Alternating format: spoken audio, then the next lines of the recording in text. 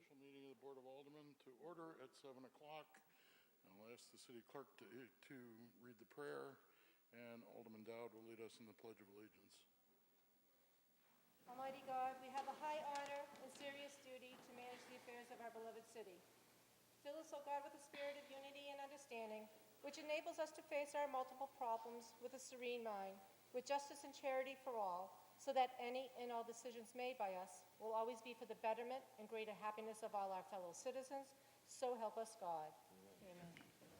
I pledge allegiance to the flag of the United States of America and to the republic for which it stands, one nation, under God, indivisible, with liberty and justice for all. Would the clerk please call a roll? Alderman Wilshire. Here. Alderman Clemmons. Alderman Dean. Here. Alderman Cookson. Present. Alderman Dowd. Present. Alderman Karen. Here. Alderman Siegel. Present. Alderman Schoeneman. Here. Alderwoman Malizi-Gola. Present. Alderman McGinnis. Alderman LeBrun. Here. Alderman Moriarty. Alderman O'Brien. Present. Alderman Lopez. Here. Alderman McCarthy. Present. We have 12 members present.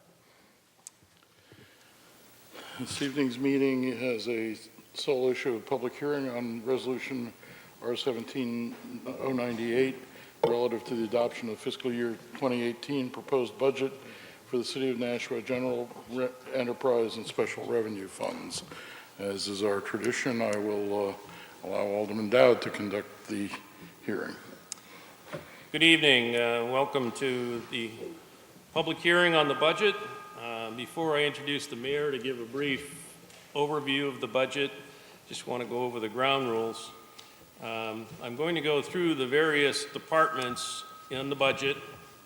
If you have a question on that particular department, please come forward to the microphone and ask your question. If the mayor or Mr. Griffin can't answer the question, they may ask assistance from one of their division directors. And please give everyone an opportunity to ask their questions and limit any statements to a reasonable length, and only on a department that's being currently discussed. With that, I will turn it over to the mayor. Thank you, Mr. Chair, and thank you for everybody for showing up tonight, the departments, division directors, department heads, employees, and of course, most importantly, our citizens. I, Mr. Chair, just have a brief overview of the budget, which CFO Griffin and I are going to provide. So the first slide talks about the presentation of the budget. So this year, we asked that departments include more information to try to make the budget clear and provide more information to the members of the public who do not deal with the budget or the departments every day. This is part of an effort that we've made to try to create more transparency and more citizen involvement. So you can see that at the beginning of each department, each division, there are various mission statements, descriptions of services provided, some goals and objectives. And we hope to build on this and continue to make the budget a clear explanation for people who have not gotten deeply into it in the past. The second slide speaks of the fiscal 2018 priorities as I've incorporated them into the budget. First, public safety, which is our police and our fire departments. We are in the midst of an opioid crisis that people are well aware of. There was an article actually in the front page of the New York Times today talking about how the number of deaths in the country is rising year after year, and projecting that for 2016 there were probably about 59,000 deaths as a result of ODs, and they expect 2017 to be higher. We, of course, here in New Hampshire are part of this whole issue. We suffer this public health crisis ourselves, and as a result, we, in my view, and it's expressed in the budget, need to maintain the level of services with respect to our public safety agencies. The police department is doing a tremendous job of arresting those who are involved in illegal drug trade, having made over 800 drug arrests last year in 2016, and they're ahead of that pace in 2017. And of course, the fire department has been involved for years in terms of responding to medical calls and saving people's lives through the administration of Narcan. In addition to that, now since November 17th of 2016, they've taken on the role of the Safe Stations role, where they accept anyone who wants help 24 hours a day, 7 days a week at any of our fire stations. They're providing a critical service to the community, and therefore the fire department and the police department, our public service agencies, are important, and one priority of the budget, or a central priority, was to make sure that they are able to continue to provide the same level of service that they always have. In the schools, the priority was to maintain but also to improve by adding full-day kindergarten. This is something that the governor has promoted, something that all of the studies show that results for those who have full-day kindergarten in lower dropout rates, higher grades, and more success in life. Superintendent Brown did a very good job of reallocating resources so that this important objective, full-day kindergarten at all 12 elementary schools, could be accomplished without a huge increase in the budget. The schools are up 1.9%, which is less than the public safety agencies, but more than some of the city departments. So those were, I think, the main priorities of the budget. Now, CFO Griffin is going to address the next 3 slides, which give you more of the financial information, the financial detail regarding the budget. Thank you, Mayor. The first slide, as you can see, highlights a few of the cost drivers that the city is facing in fiscal 2018, namely increase in hydrant rentals, the Pennachuck water rate increase, capital equipment reserve fund, that's commonly known SURF, that increased $1.2 million, $1.3 million. Pension costs, duly noted over the last several years, increased $2.23 million. Healthcare costs are increasing in a similar fashion to the rest of the country, $3.64 million. And we did have some relief towards the tax rate, which is a decrease in the debt service of $919,000. With regard to a typical slide that we provide, the proposed operating budget for the general fund is $258.5 million. Spending cap percentage is calculated 1.4%. The dollar amount under the spending cap at this time, based on the calculation, is $1.9 million. Increase over the fiscal 2017 budget is 4%. As the mayor alluded to during his remarks to the Board of Aldermen, the projected tax rate should be approximately 3.2%. Worst case, we hope to do better than that. On the revenue side of the ledger, we continue to budget conservatively. That provides us some good revenues above budget. We have an increase, we've been fortunate to have an increase in motor vehicle registrations over the last several years, and that continues, although modestly. We do have a low interest rate environment, which constrains our investments to some degree, but also allows us to borrow quite effectively. And as we've seen over the last several years, there's always a potential that the state cuts the revenue to the city. Taking a look at fiscal 19 challenges, so we don't look at this particular budget in a vacuum. Spending cap is tracking slowly upward. It's a 3-year trailing average of the last 3 years. Assuming a 1.6% spending cap percentage, the new allowable spend would be approximately $4 million. Again, potential reductions in state-related revenue, and as noted on the previous page, anticipated increases in other employee-related costs such as pension and benefits. So with that, Mr. Mayor, that concludes my remarks. Thank you very much, and that is our presentation, Mr. Chair. Okay. Thank you for the opportunity. All right, so I'm going to call out the various departments. If you have a question concerning that particular department, please come down to the microphone, state your name and address, and ask your question. So the first department is the Mayor's Office, Department 101.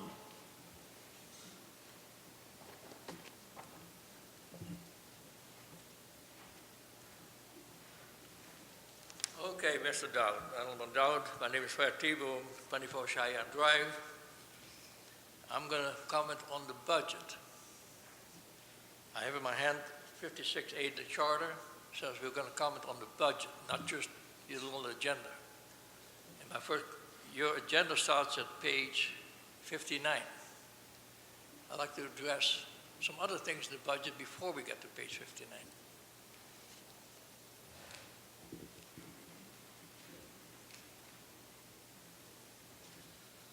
First of all, the resolution itself, R-17-098. Now I'm going to go into details because there's a lawsuit against the city. There's two lawsuits against the city.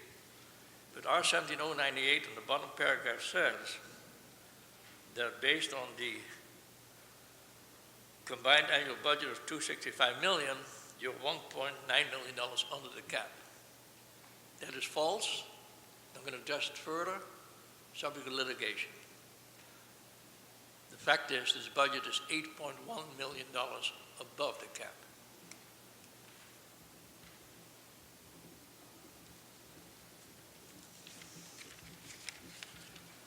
I'd like to address this, first of all, page 21.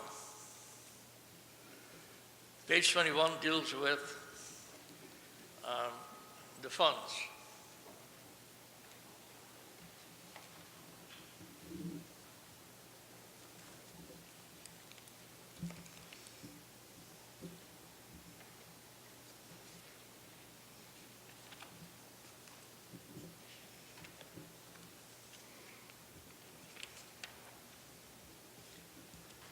You'll see that under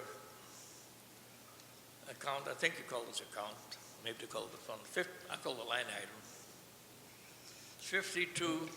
150 pension expense. Last year, that pension expense was $21.7 million. This year, it's $23.9 million.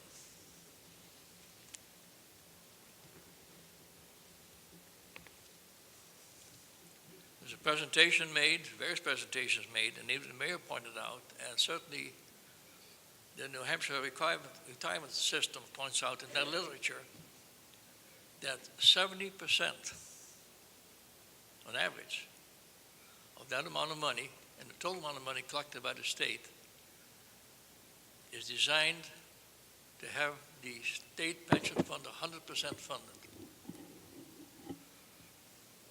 Nobody funds the pension fund 100%. And as a taxpayer, I resent the fact the state insists on that. The cost to the national taxpayer is enormous.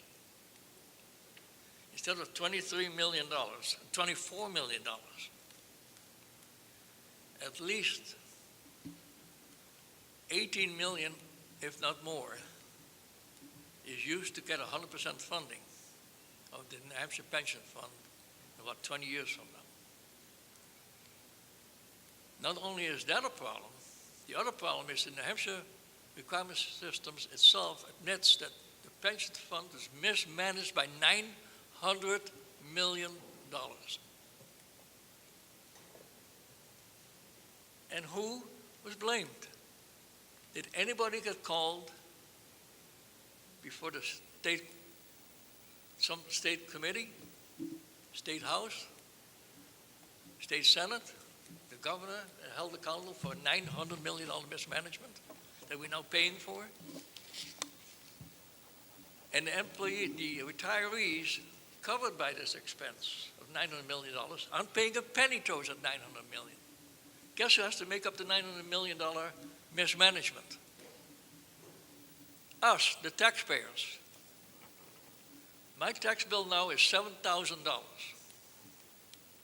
I'm retired. I tell you, it ain't easy to pay $7,000, but I can afford it. Because I tried to take care of some retirement. A lot of people can't afford their tax bill. The average tax bill in Nashua, average over 28,000 properties, is $7,000. The average residential tax bill is around $6,400. $6,400. The average residential bill, the average tax bill is $7,000. Businesses pay more taxes. So why do we have to pay for $900 million of mismanagement? Why do we have to pay for 100% funding? And why did the city of Nashua even buy into the state system? The city of Nashua, and I think when Don was mayor, the city belonged to its own system. No, it was before your time. Sometime the city bought into the state system, and the reason the city bought into the state system is the state said we're going to contribute 35% towards your bill.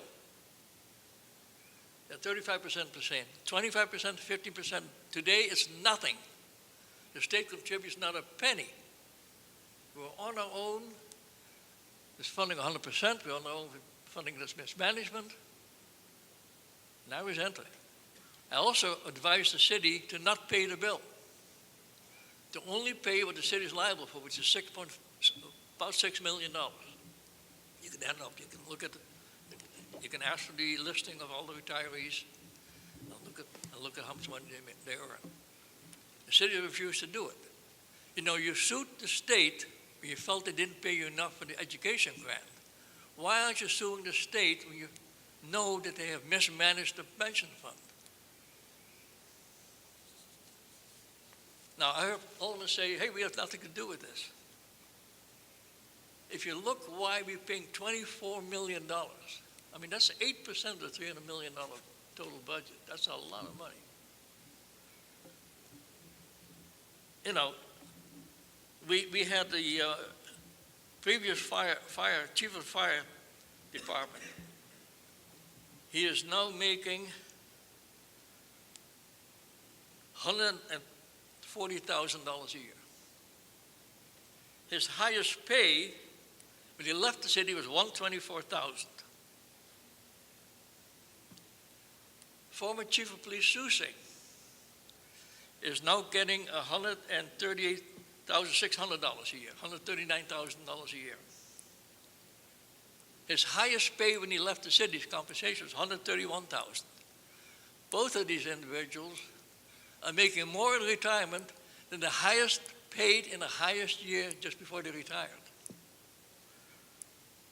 And we have a sitting alderman.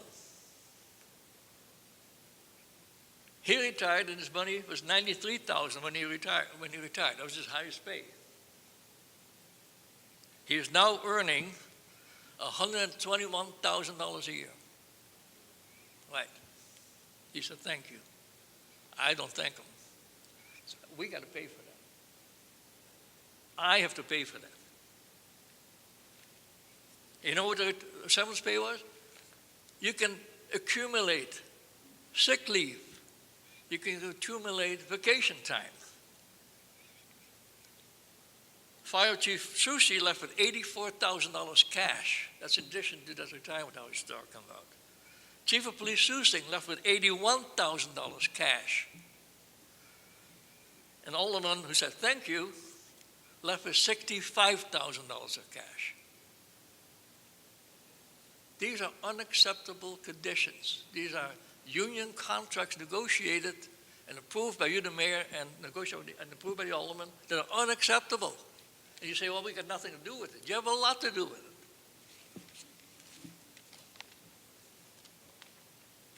Now I want to talk about page 21,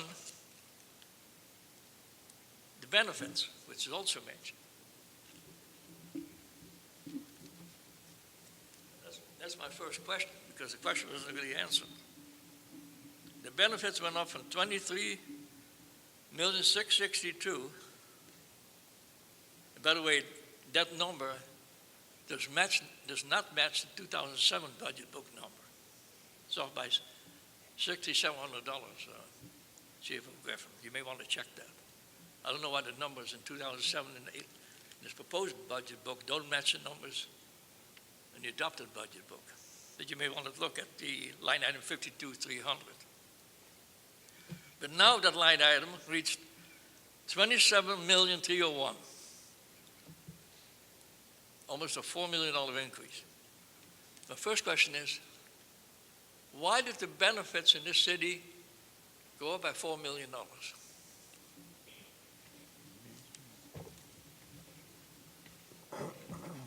Well, Mr. Timum, the city is self-insured, so we do not pay any insurance company to provide benefits. The city pays the medical costs for all city employees. Now, the city does pay two different insurance carriers in order to administer the benefits, but that is a very small number, as like 500,000 or something, compared to the total amount of benefits which we're budgeting here, 27 million. So the estimated amount of health costs which we will pay out based upon the experience we've had over the last few years and based upon the opinion of the expert that we have is that we will pay out in fiscal 18 $27 million for health benefits for the employees that we have. And so it is important, I think, that we give as close to an accurate number as we possibly can, and that is the number that we've come up with. That was not the question. You said, why are they up, I thought. Yeah, I can read 27 million, just like you can, which you just did. The question is, why did it go up $4 million? Well, what's the reason for that? one thing I think for the last couple of years, the city was optimistic. Now, these are just always projections because, it's not like an insurance company sends you a bill and then with a specific number and agrees to cover everything. These are projections or estimates. The city was optimistic over the last couple of years, and as a result, actually paid out more in health benefits than was budgeted, and had to draw on the health care reserves. So in order to avoid doing that again, the most conservative approach is to not be so optimistic and budget what we expect we will have to pay out. Is it paid to be self-insured? Yes, definitely. Do you have the numbers on that? If you were to, we could have Mr. Budrow, who's the personnel person, come up and discuss that, but I think we believe we save millions of dollars as a result of being self-insured. I'd like to see it. I've never seen the figures presented. Because a health insurance company is going to be paying the same claims. It's just that they will have a margin of error and profit on top of the claims that they pay out. So, excuse me, the benefits of being self-insured are considerable. $4 million. And I think Mr. Griffin or Mr. Budrow can compare us to some other municipalities where we do pretty well as compared with what other people are paying. And you can, I don't know if you want to have him address that now or when the personnel comes up. He can come up now and do that if I'm doing it now. I'm not going to stick around with all these little numbers. I'll let the alderman worry about the little line Why doesn't Mr. Budrow come up? Big ticket items. Do you mind coming up now and talking about the self-insurance question?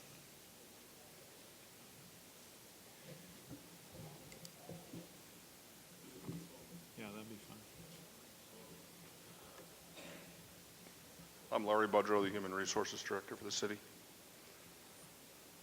What question would you like me to I want you to address? explain to me, on page 21, Yes. you look at page 21, you see the benefits. Well, I think the first question was, do we save money as a result of being self-insured? And how much might that be? Okay, we can address that question. I mean, that's sort of where we ended up, and maybe we That's should. true, that's true, I agree. So I reviewed comparable data from 7 communities in southern New Hampshire, including Manchester. Six of them are fully insured or actually participating through health trust, therefore they're paying a premium. Manchester's also self-insured. Our per employee per month rates are at the lowest of any of those organizations.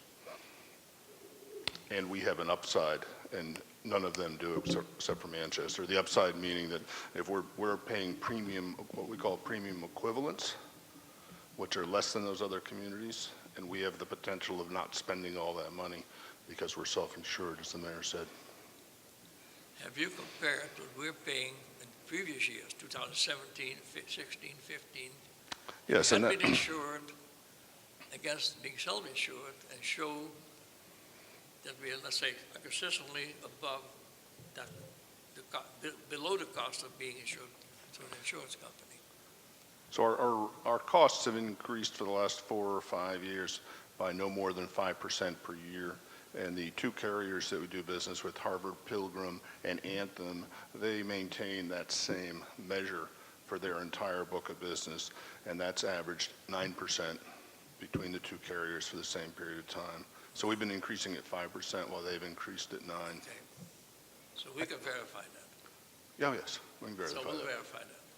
I can, We'll find out if that's- I can provide exhibits through the Board of Aldermen or whatever is appropriate. I'd also like to see is some historical data.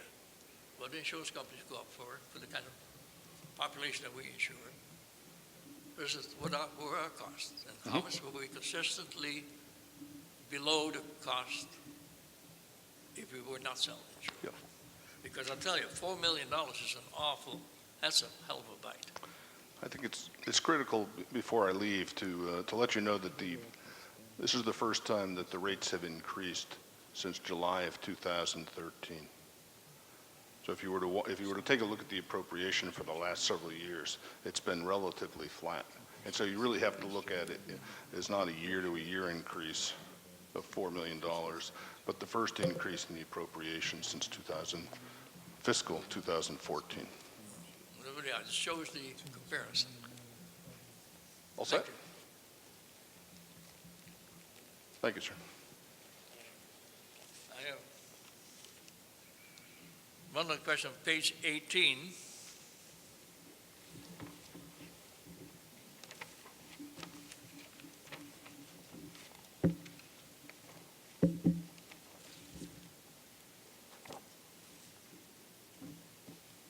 Line item 191.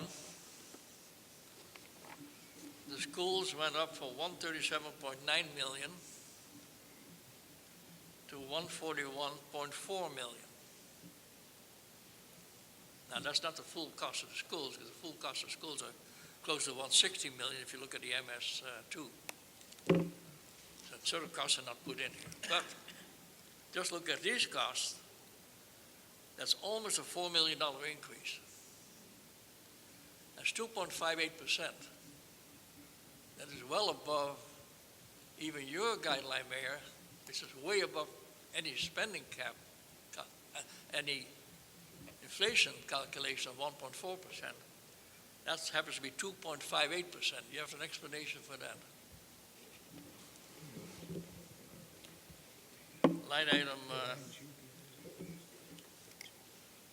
191. Yes, the figures you're looking at include pension and benefit costs, which, for the sake of analyzing year-to-year costs of operations, are not included in the guidelines that I gave. So if you look at operations only, the guideline I gave for the schools was 1.9%, which could accomplish various things, and that's what they hit. That's what. Well, I cut their budget. I cut the budget by 100,000 to achieve the 1.9%. But what they got for that was they were able to budget for full-day kindergarten. And the superintendent had proposed that in order to do that, two, I think, critical services be removed because her original budget was a little bit below this. One was the Clearway High School, to bring that in-house at a savings of $300,000. And number two, to eliminate teaching coaches, 2 of them. And after hearing from the community regarding the value of the Clearway High School, which is operated by the Adult Learning Center and has been for at least a couple of decades, effectively, I thought. And, excuse me, I've got a cold now. And based upon the need to, sorry, make sure that our young teachers develop to the fullest extent that they can, the teaching coaches are also critical. So I gave them a guideline which enabled them to do the full-day kindergarten without cutting Clearway or the teaching coaches. And that's why the budget is up. The numbers you're looking at include the benefits and the pensions that we've already talked about. So when you gave them the 1.9%, you were aware that there's going to be additional increases because of the pension and benefit costs. Yes, You we're still well, gave them the 1.9%. yeah, we've been talking about the pension problems for, many months now. And as the year progressed, it became obvious that the amount of money that we would need to actually pay the health benefits was going to be higher than last year. When you Now, had these- last year in the end, the amount budgeted when I say last year, I really mean our current fiscal year, but when you had these discussions, did you discuss with the school department the fact that the enrollment is about 20%? pardon? 20% enrollment. The enrollment today in the schools is just about 20% below than it was in the year 2000. Well, that might be, but the main cost of education is salaries for educators, including teachers and paras, and to some degree administrators. And at this point, Nashua is about 50th among the school districts in New Hampshire as far as teachers' pay goes. So it's not like we're paying so much more. There are 50 districts in New Hampshire that pay more than us. So, the costs would be much higher had those reductions in enrollments not occurred. But certainly there are, as I said, there are districts like Concord. I think that their average pay is like $12,000 or $15,000 more than ours, and there are 49 districts approximately between Concord and us. There's 180 district there, so if we're 50, it's 130 below us. That's correct. But the other point I wanted to make is this. But Nashua has probably, of those districts, probably among the highest cost of living because we're on the Massachusetts border. Real estate prices are higher than much of New Hampshire, not all of it, but much of it. So the cost of living here is a little higher than many of those districts that pay more. If you wanted to cut costs, if you really want to manage, instead of just going along with the flow, you would assess the fact that the enrollment is down by 20%.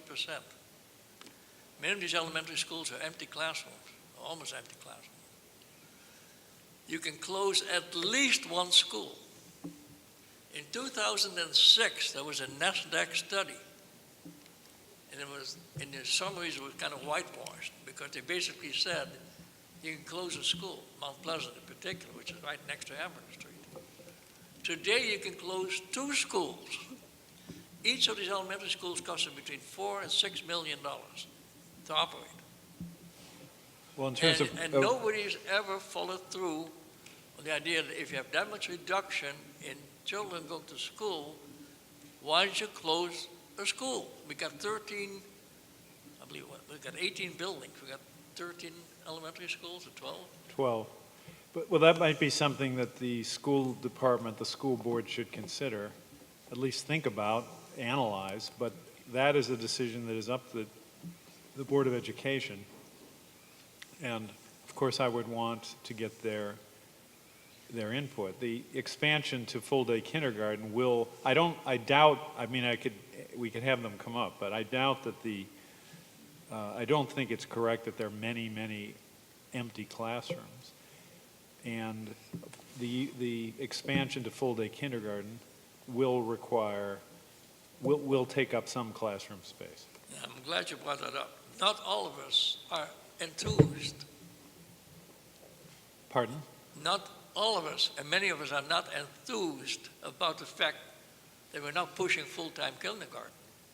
Well, there are people who weren't enthused when we went to half-day kindergarten, but to be in 21st century America, to attract young families, to be a community where employers want to locate, you really need to have full-day kindergarten. First of all, I'm not so sure we want all these jobs to be located here. I don't quite see the benefit of that, because the city's getting pretty filled up. Second of all, there are studies that I cited to the school board members here can attest to that cited full-time kindergarten is not of benefit to a lot of kids because they can't be structured in a full-time class for 6-7 hours. And no one has shown anything past the third grade ever that there's benefit past the third grade. But we are spending over $1 million more than $1 million. I forgot the exact number, $1.1 million, something like that, for full-time kindergarten. And we're saving, 10 teachers that are switching from teaching elementary school to kindergarten. If you want to save money, if it's all so terrible, why are we saving the jobs of 10 teachers? Now, I feel for the 10 teachers, but they can maybe get a job in one of these higher paid districts. Why should we take elementary teachers and put them into kindergarten to push this full-time kindergarten agenda? And I've maintained as part of the reason is to fill up this empty class space. Well, We got Superintendent Brown here. Why don't you have her answer that question? I don't agree with your analysis regarding the benefits of full-day kindergarten. And I disagree even more strongly with respect to your statement that we do not want to add jobs to this community. I think that is, if we want a declining, suffering, spiraling down community, yeah, then we don't want jobs. But if we want a growing, vibrant community which will be successful in the future, we need to add as many jobs as we possibly can. Is the theory the more jobs bring in, the more vibrant the community? Is that the theory? If you want economic growth, you need jobs, and we need to add certainly more than McDonald's or minimum wage. What we need are high-skilled jobs, value-added jobs that pay well, that pay families, that pay the employee sufficiently to support their family, provide a good education and a college education for their kids. And we've made progress there, but we should make more progress. Now you're talking about high-paying jobs as opposed to jobs. It's very likely that low-paying job people come in and want to get into kindergarten. When I took I raised 5 kids. None of them went to paid kindergarten. None of them what? None of them went to kindergarten that was paid for.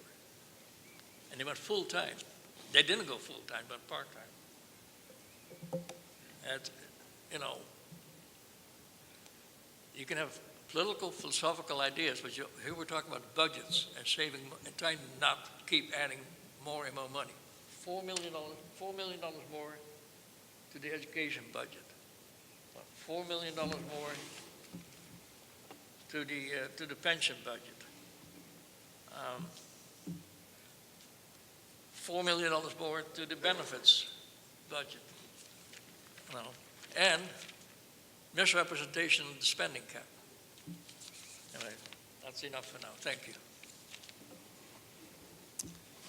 Is there anyone else that would like to speak to the first 59 pages of the budget or the mayor's office? Good evening. My name is Paula Johnson. I still live here in Nashua. Mayor, there was an editorial back in the Telegraph on May 2nd that questioned you, just how tight is Nashua's budget? And I happened to read this while I was on vacation, and I really was in shock to find out about the $200,000 that you want to give to allow people to become volunteers in the city.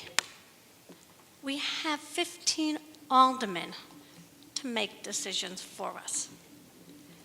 Not always in the best interest of the constituents, but we elected them, and we pay them $5,000 a year. Not unless the cost has gone up, but I still believe it's $5,000 a year.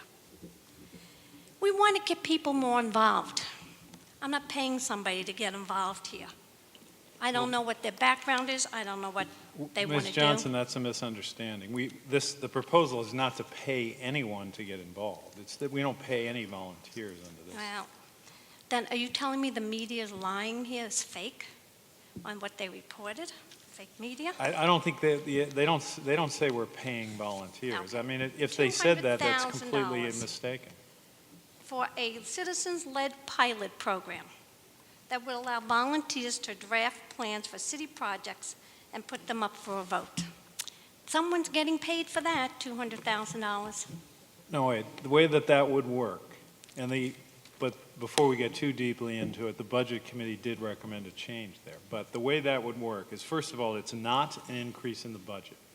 Right now, we operate a capital improvements budget where we make improvements, where we budget community improvements, swimming pools, sidewalks, various reserve funds where we need to do building maintenance and things like that. And the way that the process has worked, and the budget last year was around $1.2 million, and this year is a little more.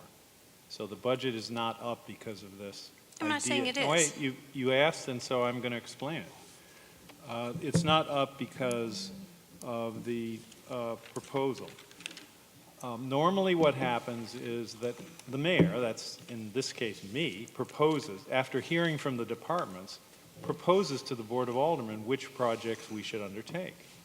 Now what I've suggested is that out of that $1.2 million, citizens be allowed to make suggestions and vote on projects that would be proposed to the Board of Aldermen. Still have to be approved by them. So it's just another way of proposing projects. The people would not get paid. And if you look at the results of this process around the country, and we would definitely not be the first city in the country or the first city in New England. There are numerous cities in New England that do this already. In those places where they do it, the results, at least from what I see, are pretty positive. Number one, they come up with projects that the officials don't necessarily think of. They might be aware of a building that needs improvement or a sidewalk, or might have a different idea as to what's important. Secondly, the number of people participating and voting on these things is going up in every community where they're doing it, so that thousands of people in some communities end up voting. And third, the cities that do it are increasing the amount that they allocate to this process every year. They're not decreasing, they're increasing because they see it as a big success. Now, obviously there's disagreement about this. Some aldermen feel that the money would be better spent elsewhere, and maybe they're right. But all I'm saying is that no volunteers get paid, that it's not an increase, it's just a different way of allocating money that in a budget that's similar to last year's, and that it is an attempt to get more people, maybe hundreds or thousands of people involved in thinking about city budgeting that aren't involved now. I mean, wouldn't you like to propose something for your neighborhood and maybe be able to vote on it? You know, Mayor, I have proposed things for my neighborhood. My alderman's sitting right here. And when I came in, I spoke to the chief of police about my neighborhood. The fact that for 2 years already, I have asked if the police could please come down because by Ledgewood Hills, the cars keep running the red lights. I mean, it is completely red, and they just keep going through in each direction. I've asked to propose this. As a matter of fact, I was speaking to the chief of police when I came in, and an alderman made a comment to me about being fired up. Of course, I'm a little bit fired up about it because I pay taxes in the city. We don't see any results right at that corner. And all the money seems to go with the police for this opioid epidemic, which we understand, but there has to be some money that goes for the rest of the people in the city. So, yeah, I was a little bit fired up, but so is everybody. You heard several people at the town hall style meeting because of the fact we can't get any police over there. So I would like to see maybe that $200,000 that you want to put in this, to have the police sit out there, and at a lot of traffic lights in this city, that these people are so rude that they keep running the red lights and somebody's going to get killed somewhere. And then it's already been complained about. Well, you may get your wish because the Finance Committee recommended that $200,000 go to police overtime. Budget. So you may get your wish. And, you know, Alderman Siegel made the proposal, was adopted by the Finance Committee. Now, I like the proposal I made, but if you're going to switch the money, I think police overtime is a good place to put it. I think that the police just need to get out there, and we need to focus on something else other than this opioid crisis because, you know, we all live in the city and we all need the police protection. It's a sad thing what's happening not only in the city, around the country, but like I've said to people, maybe we should take a look at the doctors, the pharmaceutical company, and the insurance company that keep pushing this, and maybe they should be contributing to some of this rather than the taxpayers. It seems like the taxpayers get the bill for everything, and there's just so much money to go around. So that's the first Well, thing. and we are examining the question, and Attorney Bolton is looking into the issue of whether the city could join one of these lawsuits. So whether it's feasible, I'm not sure because we haven't fully examined the issue, but one of the lawsuits where the pharmaceutical companies are getting sued because of the overprescription issue and because of the contribution that has made towards this rapid expansion of the number of people that are abusing and addicted to opioid substances. It's not just the insurance companies, the doctors that write all these scripts. You know, they're a big part of it. Maybe them, and so is too, the but- insurance company, because 30 days is cheaper than 5 days or 7 days to put a person on it. You know, so it's a revolving cycle here. That is not just one, it's them all. Now, I got to get this out of my hands.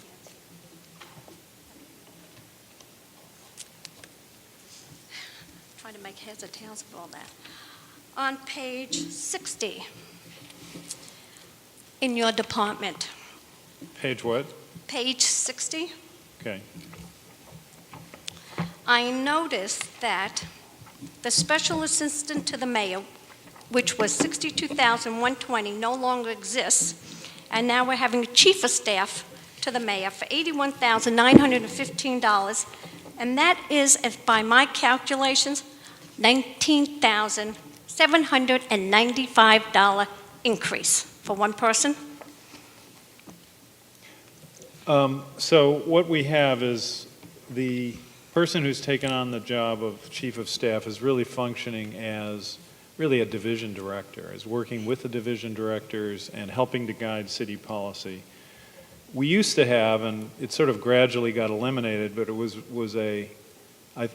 really a necessary position, was the administrative services director. That was a position that made a lot more than that, and it got switched into city stat. But the bottom line is that in order to make that possible within the amount on the spending cap, we made other cuts. So if you look, and we gave this analysis to the Budget Committee, if you look at a combination of all of the city hall departments, general government, financial services, information technology, etc., and you see the bottom line of those departments, they are only up 0.7%. So, for example, we cut a position out of City Hall, an unnecessary messenger position, which more than compensates for that increase. And it is not really a raise because it is a restructured position. I mean, the job description has been altered. That has not been implemented yet, and it won't be unless it's passed in the budget. But I think it's it reflects the level of responsibility. In fact, the level of responsibility is even higher than this, but it reflects to some degree the level of responsibility of the person doing the job. Only in government can this happen. So let me ask you That's a not question. true only in government. Yep. When someone in the private sector gets a promotion and their job is restructured, they sometimes get raises. I mean, that happens. So it's not only in government. Well, Mayor, it's pretty sad when government employees are making more money than the private sector right now, because there were no jobs for like the last 8 years. And now we're just starting to see a little bit of growth and companies wanting Well, to let create me more ask you this jobs question. now. Would you have rather we leave the pay as it was and leave the messenger in the budget, and then we'd be spending more, or would you prefer that we cut the messenger position, save $30,000 or $40,000, and restructure this position and pay it $20,000? Do you know, Mayor, if I was an administrator, Yeah. if I don't need that position, it goes.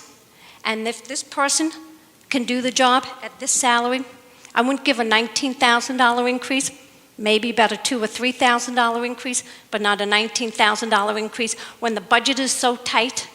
Remember I read at the beginning, how tight is this budget? Well, if a budget is so tight, you would streamline government or streamline where you need to be. Positions that are no longer needed would be gone. And it does not mean that somebody, because they're getting a different title, and you restructured the whole job description, qualifies for a $19,000, almost a $20,000 increase. So how tight is the budget? So now I'm going to follow this up with another question. Well, I think it's, now wait, you asked me how tight is the budget. I'm saying it's very tight because in the city hall departments, if you include all of them, community development, public health, information, financial, general government, all those combined are up less than 1%. So I think that's a pretty tight budget. And now this is one of the changes that was made within that area, but I'd say that's pretty tight. Well, you could give less of an increase on a job description change, because I guess that brings up my next question. When you have a new position in any department in the city, do you always have a new job description to go with that position, or do you just put that position in and just make a job description based on their qualifications? So with the job description based on the qualifications for what you need for the job, or is it based on the person's qualification that you want to put into that job? I didn't totally understand the question. Okay. When you hire somebody, you hire them for the job description, what you need them for in that job. Now, if you have openings and you don't have a job description, do you put somebody in that, let's say, isn't qualified for a position, and then you make the job description after? So by rights, every position in the city should have a job description plus what the qualifications is for that job. Am I correct? I think every position does have a job description. Okay. And if there are positions without job descriptions, then I will ask Human Resource Director to make sure we do have job descriptions. Because I just want to make sure that when you hire somebody, it's based on the job description and their qualifications, that they're going into that position to meet those qualifications. Not that you might not have a job description and you're going to make the job description around that person's qualifications to put in the job. Now, I know there were some other things that, we talked about, you just brought up about with Mr. T-Boom about different communities like Hartford, Connecticut, and other places, bringing jobs in. But let me get back here.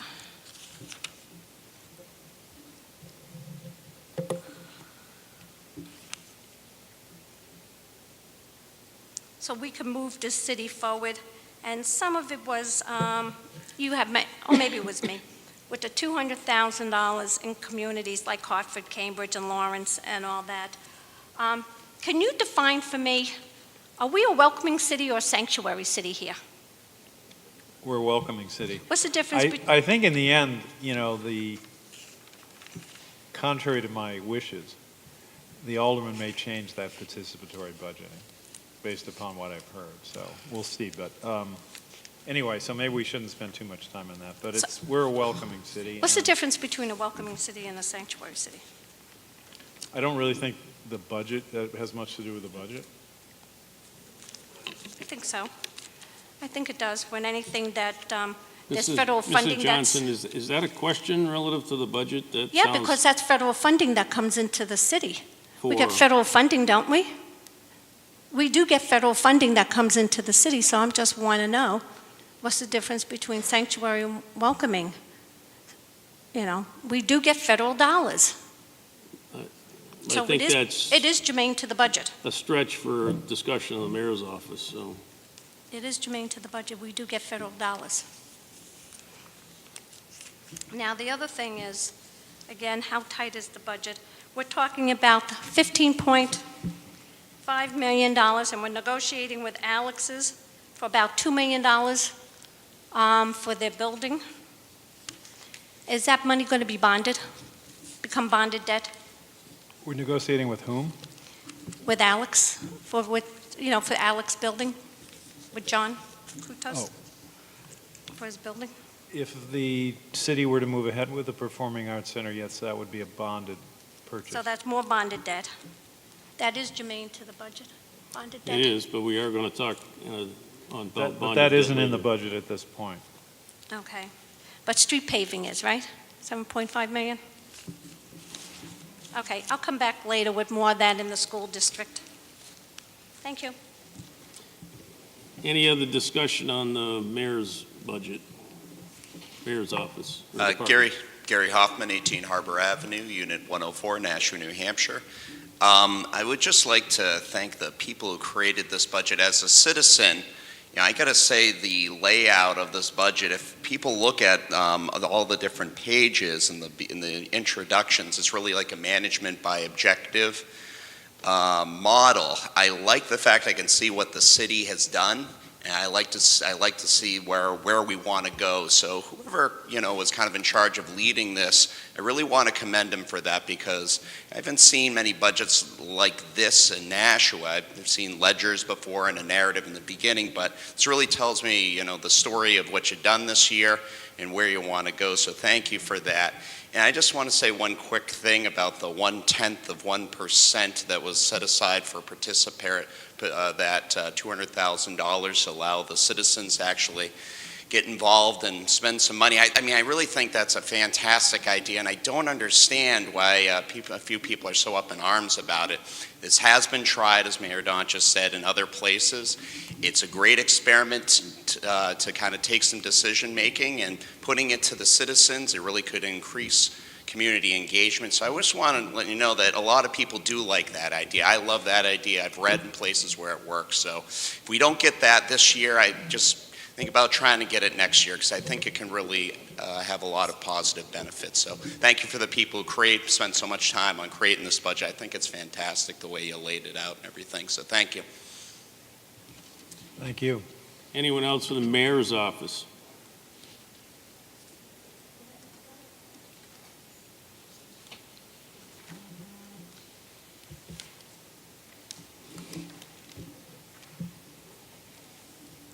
Yes, good evening. Joe Pacello, 38 Raleigh Drive, Nashua, New Hampshire. Three quick questions, I guess.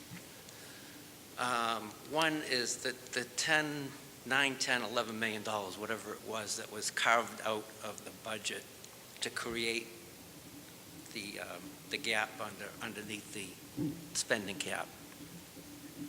Was that taken out of the base as well? No, that wasn't taken out of the base. So why wouldn't that be taken out of the base?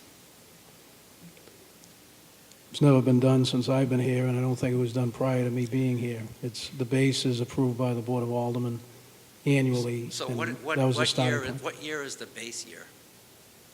Forgive me, I'm new at this, but No, that's fine. I would just assume that if you were going to, if the equation, you would take the money out of the base as well as, the new year. So That's just a question. But the direct answer to your question is that the base was created by the Board of Aldermen's approval of the fiscal 2017 budget. So the base was wasn't the base like established 10 years ago or 15 years ago? For the purposes of the calculation, the base can increase or decrease each year based on the approval of the Board of Aldermen's deliberations and then final budget passage. Oh, okay, thank you. Two other questions, just on the expense side and benefit side. I understand the difficulties in the benefits. I've worked in the private sector for many years. I'm retired now. But what is the contribution the employees are making toward the health benefits? And is that comparable to the private sector? The contributions that the employee subscribers make is... Right, the employees' contribution towards... The employee's contribution is 20% for an HMO and 30% for a PPO. So that's probably in line with the private sector. As far as the pension goes, and health insurance for that matter, and I know that we're upon the year now, so it's hard to make these kind of decisions. But going forward for the next 2, 3, 4, 5 years, what's the plan to work at getting those numbers down? Is there ways, like in the private sector, pensions, by the way, the dodo bird, there are no more pensions per se. They're more all 401ks or 403bs. So are there plans in the works for the future to get that more in line with the private sector? Let me take this one. Well, you might have heard before that we're in a state pension system. So it is at this point, a state-mandated, state-run state system. We do not negotiate pensions with any of the unions. I mean, that's a common misperception that somehow we have negotiated, or that these are in the union contracts. They're not.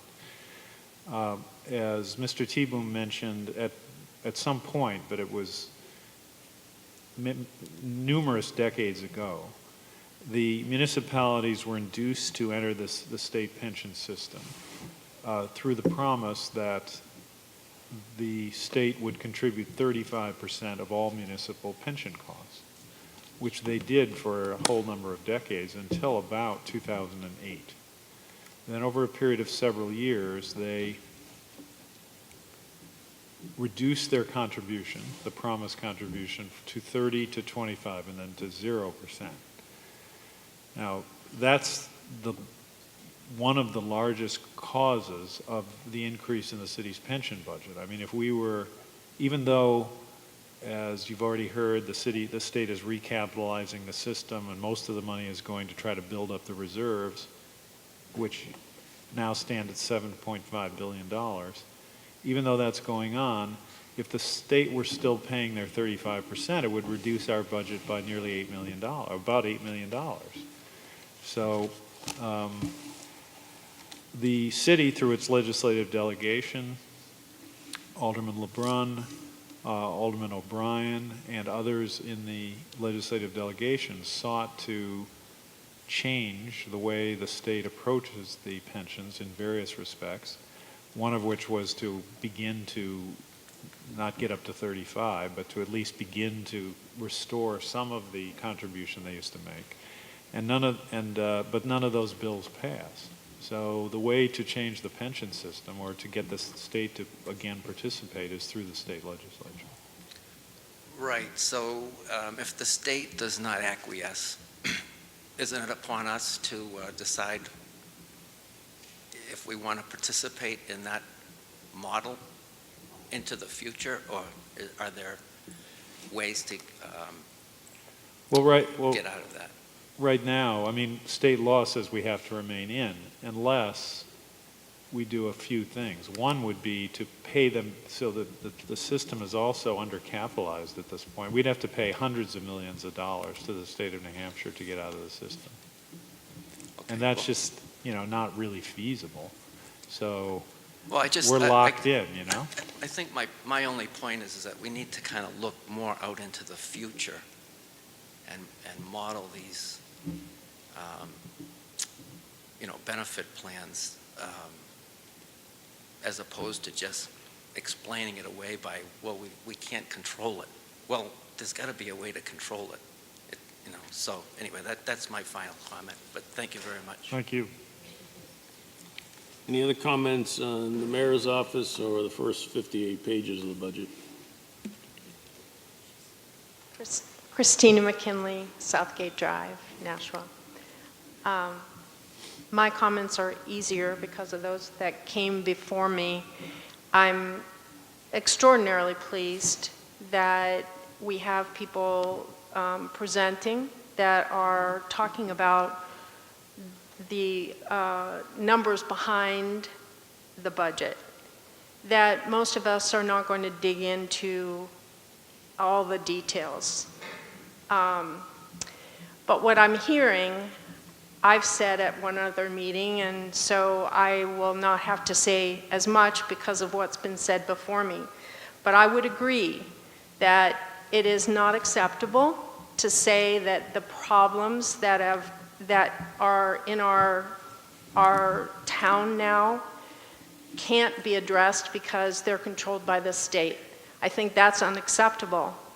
And I think it's unacceptable in part because the people who are going to support the decisions that were bad, that were inflated, that were really undefendable years past are the ones that are going to be paying those inflated salaries, inflated pensions, all of that now.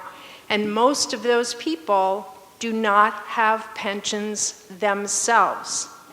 And I think that perhaps one way to look at this would be to say that city government, unless we're going to have, as we have nationally, this sort of government elite that is supported by taxpayers, that those folks should really not be able to be paid within some percentage anyway, more than the people that are paying them. So and I didn't hear anything refuted, I haven't investigated this, but the numbers that Mr. T-Bone presented are extraordinary. The amount of money that we are paying in pensions to people are way higher than many people's regular salaries in the private sector. In addition, what I heard in terms of what the percentage that health benefits are the contribution, I have worked in the private industry a long time, and I have had 50% charged to me for health care and 100% for any family member. So the company paid for my insurance, not my family's insurance. And that is not uncommon. I just think that there are an awful lot of budget items that we have sort of acquiesced to a place where we say, well, there's nothing we can do about it. We've elevated to this level and we cannot back up. And we have enough examples across our country of what has happened to towns that don't do something in advance of a terrible situation where people lose pensions entirely. People lose jobs entirely because cities go bankrupt. I think that we need to look carefully now, as people in advance of me have suggested, and if we're looking at, if that number was accurate, that we have a 20% reduction in the number of kids in the schools in this town, and yet we keep adding to the budget, there's something wrong, something really wrong. And perhaps we need to be looking at what the problem is deeper and why we are continuing to support things that don't match up with the people who are in our schools, the students that are in our schools. That wouldn't, in any private industry I've ever been in, would that budget fly. The one other comment that I heard about the opioid crisis, and we all feel bad when anyone has that kind of problem. But I would like to make note, I hope we are spending as much time and energy focused on supporting kids and adults who are doing the right thing, who are taking positive steps, as we spend towards people who are choosing not to. Is there anyone else that would like to speak to the first part of the budget or the mayor's office? Paula Johnson. I love this woman. I think she was just spectacular. Question here. You added a position, Mayor, to a restructured position from Public Works that's going to be in your office now, PR person? Or is that going into Public Works? That position is in Public Works. Is in where?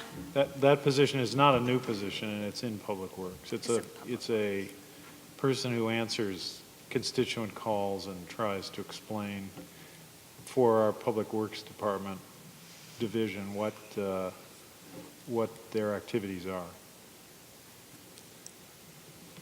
Okay, I just want to follow up.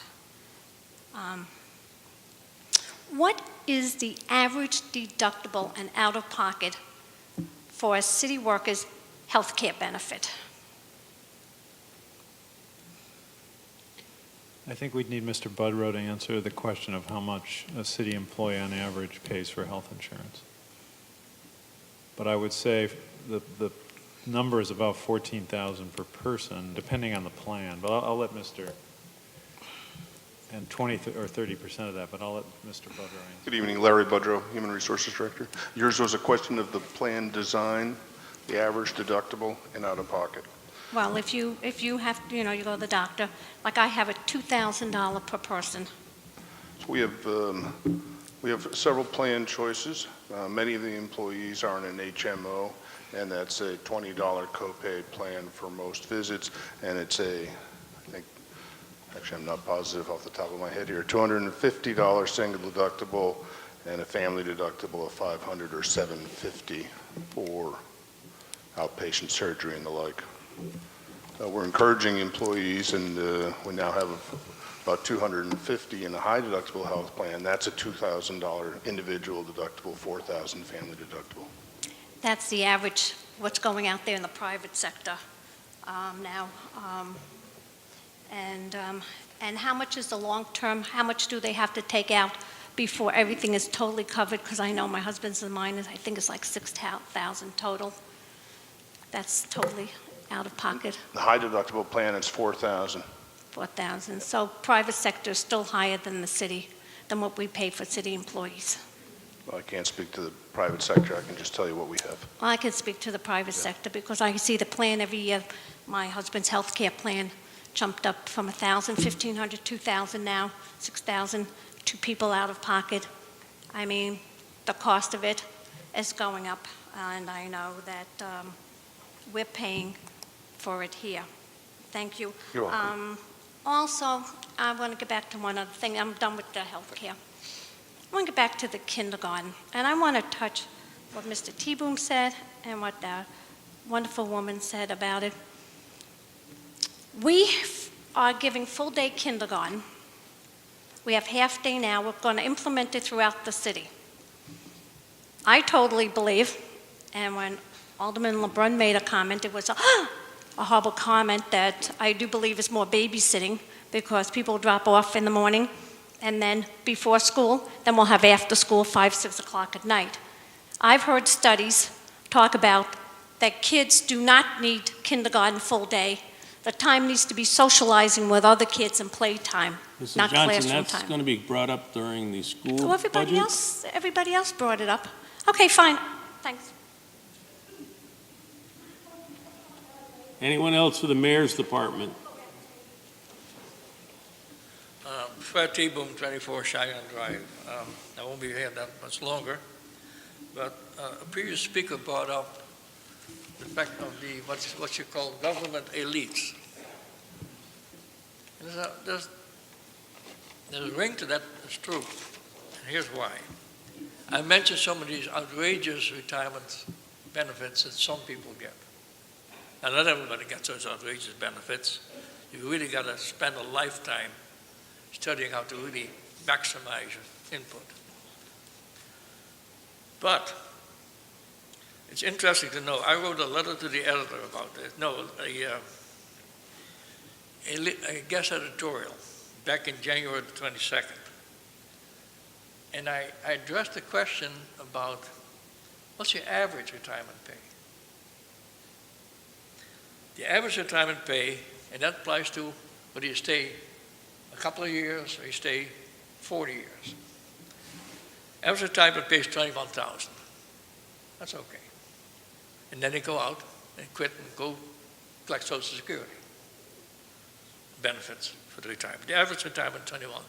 But the average police officer retirement, and few of them wait till 65 to retire. Many of them retire after 20 years, 25 years. Average police, $36,000 a year. Average firefighter, $39,000 a year. And then they can go get another job and collect all their Social Security. So the question I also asked is, what are the Social Security benefits?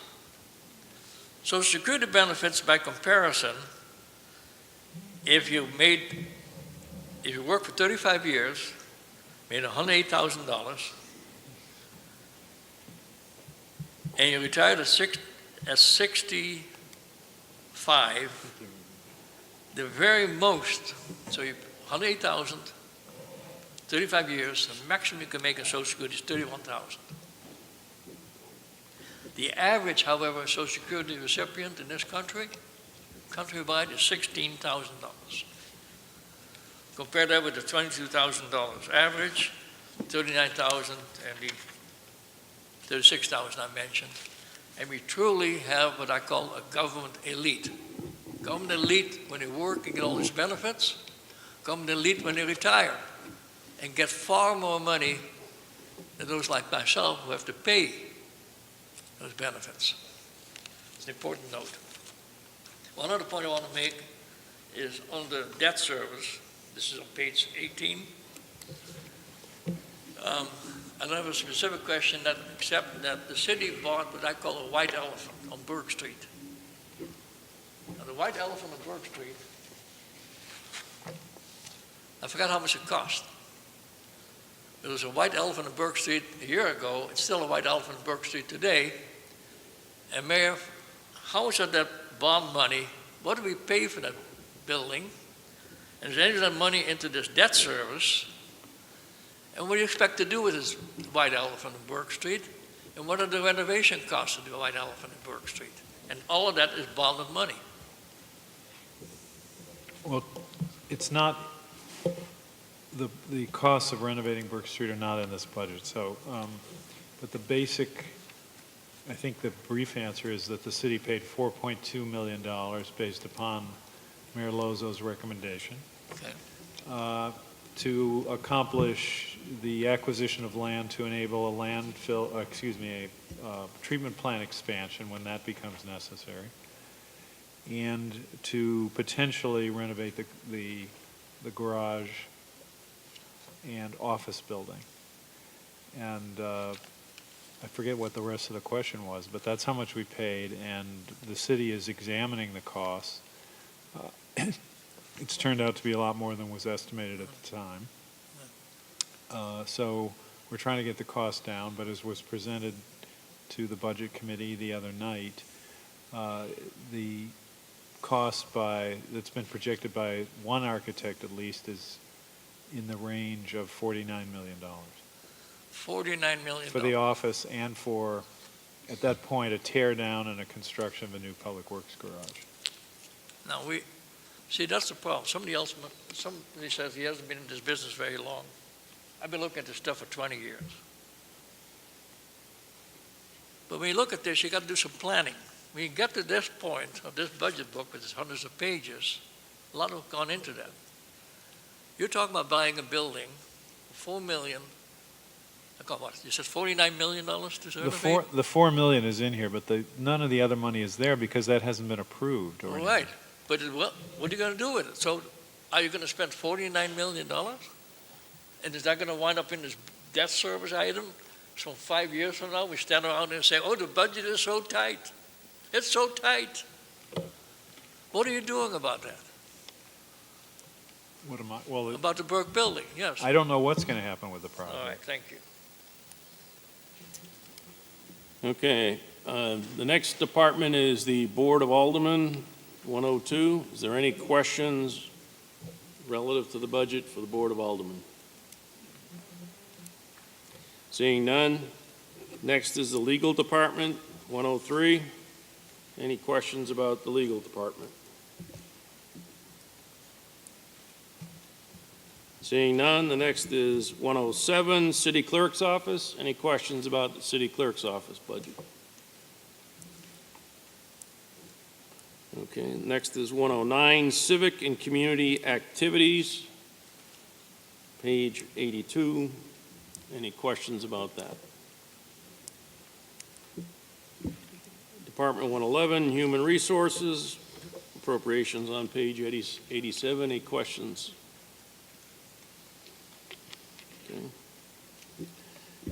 Department 113, Benefits, appropriations on page 89.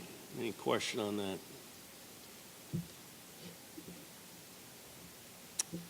Department 115, Citywide Pensions, appropriations on page 21. Any questions, additional questions on that?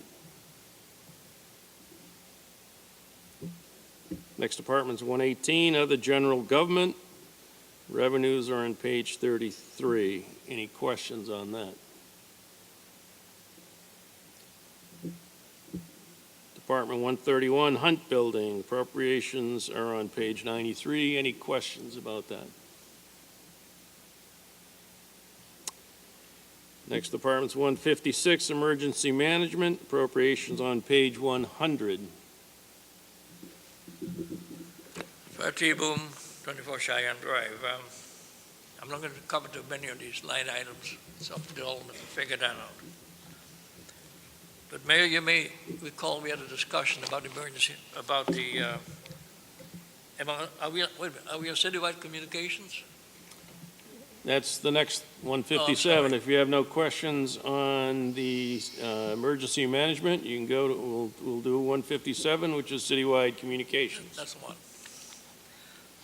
Mayor, you may recall we had a discussion about that. At one time, there was one person that managed that and ran it, because it's all on the most of it, just about all of it on the contract to maintain this thing. Motor Oil has got pretty much a sole source contract. And you had the then retired manager became a part-timer for a little while to help transition. I forgot his name. He used to be a police department guy. I think he's still there. You got a full-time guy and a 8/10 of a guy there. Why do you need two people to run that department? Is Mr. Mansfield here by any chance? The question is, do you need two full-time people? Well, there's one, and there's, I believe, 10. Or 1.8 people. 0.8. You can cut the guy's nose off, it's just 0.8.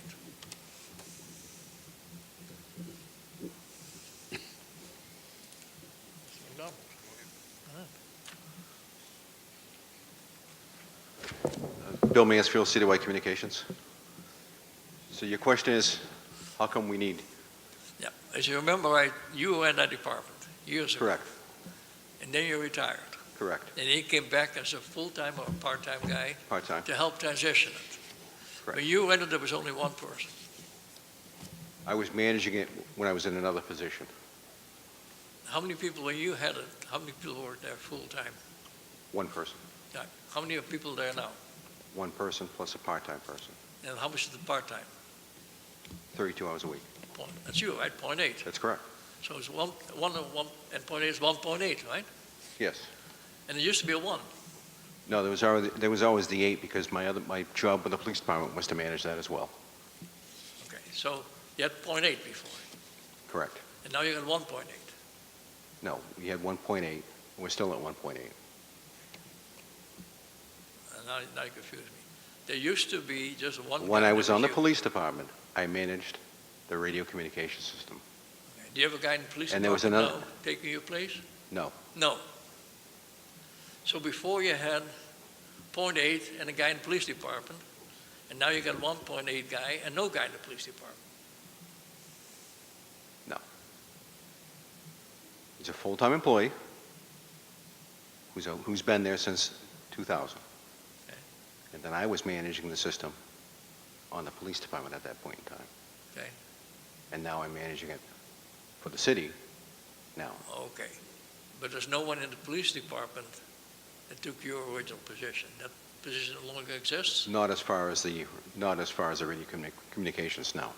I had other duties to do along with that, so. Okay, so you say the net is 0, net increase is 0 Then an increase of what? in this department? It's always run by 1.8, you said? And now it's I'm- 1.8? Since 2008, that 1.8 has been in there.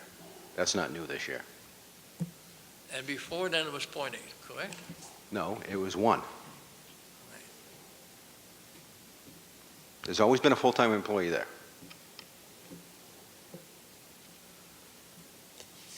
So is it, I can't get through to you. Is it sum total of people that run that department and operate that department the same today as it was in 2008 and before then? It's the same as what it was in 2008, but not what it was in 2000. Okay, why is it different now? Because my job on the police department was to manage the radio system. That's what I was doing. And there was somebody else working at that point in time, full-time. Then I retired, and I was hired as a part-time employee to manage the radio system. Okay, and the work you did before in the police department, what happened to that? That has gone on to someone else. All right. I guess, Mayor, the answer is I'm not quite understanding, but I'll let you figure it out.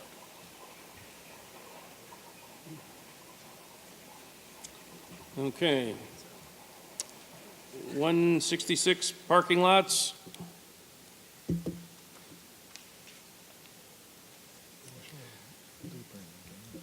Department 183 Economic Development.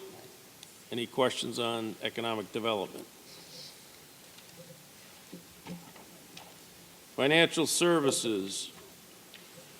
126 Financial Services. Revenues on page 35. Appropriations on 127. Any questions on that? Department 128, Risk Management, appropriations on page 129. Any questions? 129, City Buildings, appropriations on page 132. Any questions on city buildings?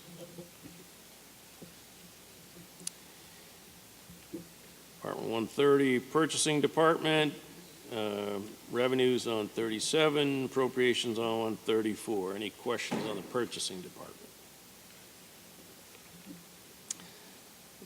132, Assessing, revenues on page 38, appropriations on 136. Any questions on Assessing Department? Department 134, GIS, revenues on page 39, Appropriations on page 138. Are there any questions?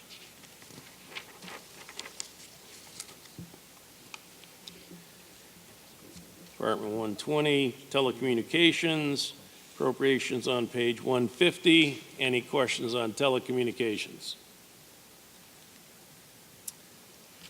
Department 122, information technology, appropriations on page 151. Any questions? Okay, Department 150, police, revenues on page 40, appropriations on 159. Any questions on the police? Okay.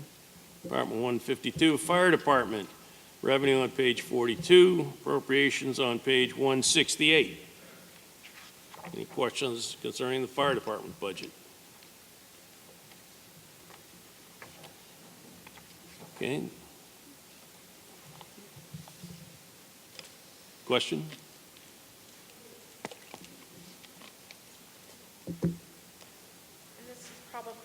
This is probably both police and fire, I don't know. I can't turn pages fast enough, but for overtime, is anybody looking into whether, this looks like, if I'm reading this correctly, over $1 million, is that correct, in overtime? And I don't know how that gets determined, but it seems as though if we're doing that much overtime, and maybe that's true for fire as well, I don't know, would it make sense to just hire somebody so we eliminate overtime? Just my question is, how is that calculated, and is someone looking into whether or not it would make more sense to just hire somebody so that you reduce that kind of, because I assume that the overtime is at a higher cost. Just a question. Chief Lavoy, I think you have an extensive knowledge of that question.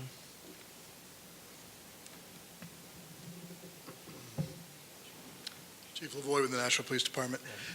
Overtime is contractually mandated depending on the number of hours in a day, the number of hours in a week. In addition to the standard overtime, within the police department, there's all kinds of coverage overtime. We only have a set amount of people. We have minimum staffing. So let's say whatever number you pick, 15, 16 officers on the street, when we do a training, which we're doing constantly training, you need to pull officers from every shift, and that causes overtime just for coverage overtime. In addition to the coverage overtime, you have investigative overtime. When a crime happens, it doesn't get solved immediately, 20 minutes without commercials on television, that's not reality. If it's a major crime, the detectives literally work 36, 48 straight hours without even going home. In addition to that, your question, so there's many reasons to incur overtime. There's training overtime. When you're training, you have travel overtime, you have all kinds of things on a department of our size. In a department that trains like we do, because certainly training, helps with liability with the city when our officers are properly trained. As far as the difference between overtime and hiring someone full-time, you have to include the benefits. I mean, certainly when you hire somebody, I believe at least $20,000 of every person's initial hire a year is benefits. So, I mean, you talk about, is it cheaper to pay overtime or cheaper to hire full-time people? It depends is the answer. I mean, you certainly would have to look at it, but, we incur our overtime budget's right around $1 million, and we spend $1.5 million a year. So certainly we're not even properly funded on the overtime we have. As far as adding officers, that'd be great. We're always trying to do that, but certainly you have the benefit costs that in addition to the salary you have to think about. So oftentimes overtime may be the most cost-effective way to do it.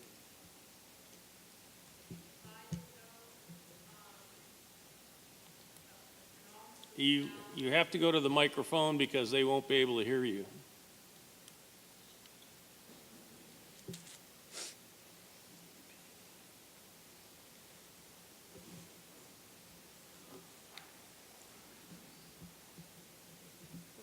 If you divided an officer's salary into $1 million, that seems like a lot of officers. Well, So if you if you added even just a couple of officers to cover when you're doing some sort of a training, it just seems like that would be an enormous savings to just add a couple of officers. Maybe I'm missing something, but Yeah. Well, that's my question. That's my question. It just seems Sure. as though you could hire an awful lot of police officers for $1 million a year, or at least I presume you could. Well, again, the number of officers to offset that amount of overtime would be dozens, certainly, and then they're outfitting their equipment and all that. I mean, as far as the overtime you incur, I mean, you can incur, I mean, some weeks we spend $30,000 in overtime in a week. To hire the officers to offset that, their training, their equipment, things of that sort, you would have to hire many, many, many officers to offset that. Again, we certainly would like as many officers as we could possibly get, but I mean, I don't think that's really something we're going to be able to get. I just think it'd be worth an analysis to determine whether or not hiring a couple of officers would bring down that kind of extraordinary overtime cost. Just a thought. Thank you, Chief. Anything else, police and fire? All right, next is Department 159, other public safety, hydrants. Any questions on that account, which is on page 173? Next is street lighting, appropriations on page 174. Any questions relative to that portion of the budget?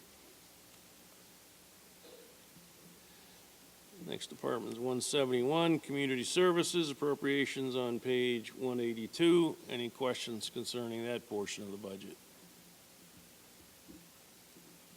Department 172, community health, the revenues on page 43, appropriations on page 184, community health. Any questions?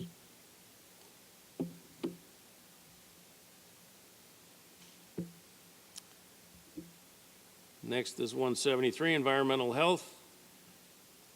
Revenues on page 44, appropriations on page 186. Any questions about that portion of the budget?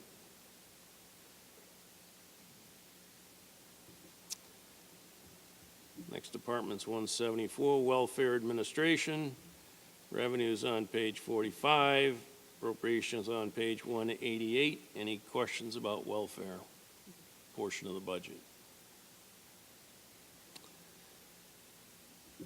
And next is 175, welfare assistance, and that appropriations on page 190. Any questions of that portion of the budget?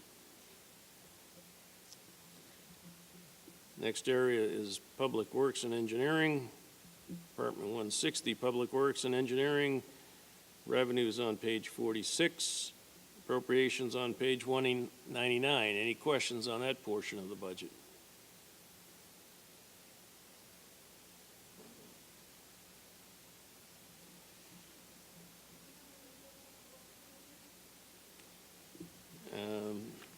We've got several departments.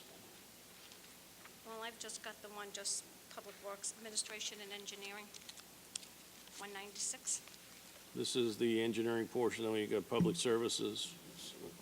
Oh, that's library, that's cemeteries, but we can certainly combine 160, 161, and 177, public works and engineering, street department, and parks and recreation. Good. Okay, Paula Johnson.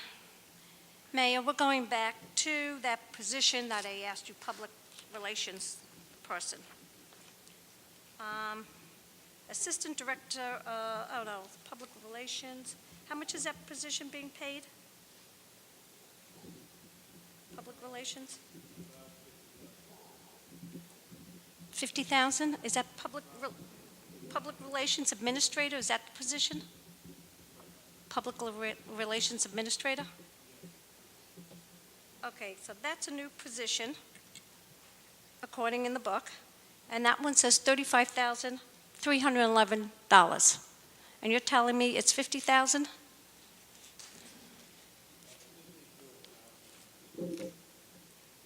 $54,000? But that is not a that position existed in the past. Okay, so where am I going to find, okay. Public Relations Administrator, there was nothing there. It's .65 hours in Public Works for $35,311. Where's the rest of the time?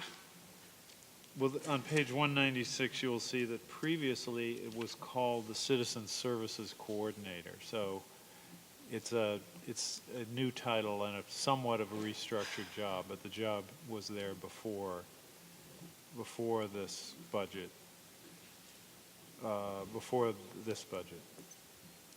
Okay, let's get this question asked again.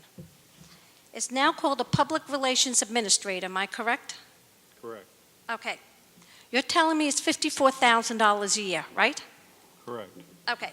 Your budget book says $35,311 at .65 hours. Where's the rest of the hours? It's in the, I think it's in the wastewater treatment for one thing.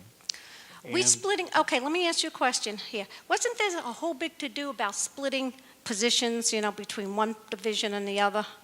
Because it is the most accurate way to reflect the actual expenses. If someone at the top of Public Works, or who works across all the divisions of Public Works, works sometimes in the street department, works sometimes for wastewater, works sometimes elsewhere, the most accurate thing is to reflect that approximate division of their time as across the various budgets to give you, the citizen, and the alderman and everyone else, a more accurate picture of what the actual costs are. Okay, what is this person going to be doing in wastewater that the time is being split? If he's a Public Relations Administrator that's supposed to get complaints or whatever, what is he exactly doing in wastewater that he can't be doing all under Public Works And Administration I think there are and other engineering? parts of it elsewhere in the budget, because their Public Works, of course, has park get rec, it. streets, everything. Why doesn't Ms. Foto, who's going to be directing this person, come up and help explain how the person will be assigned? And the person has been selected but hasn't started yet.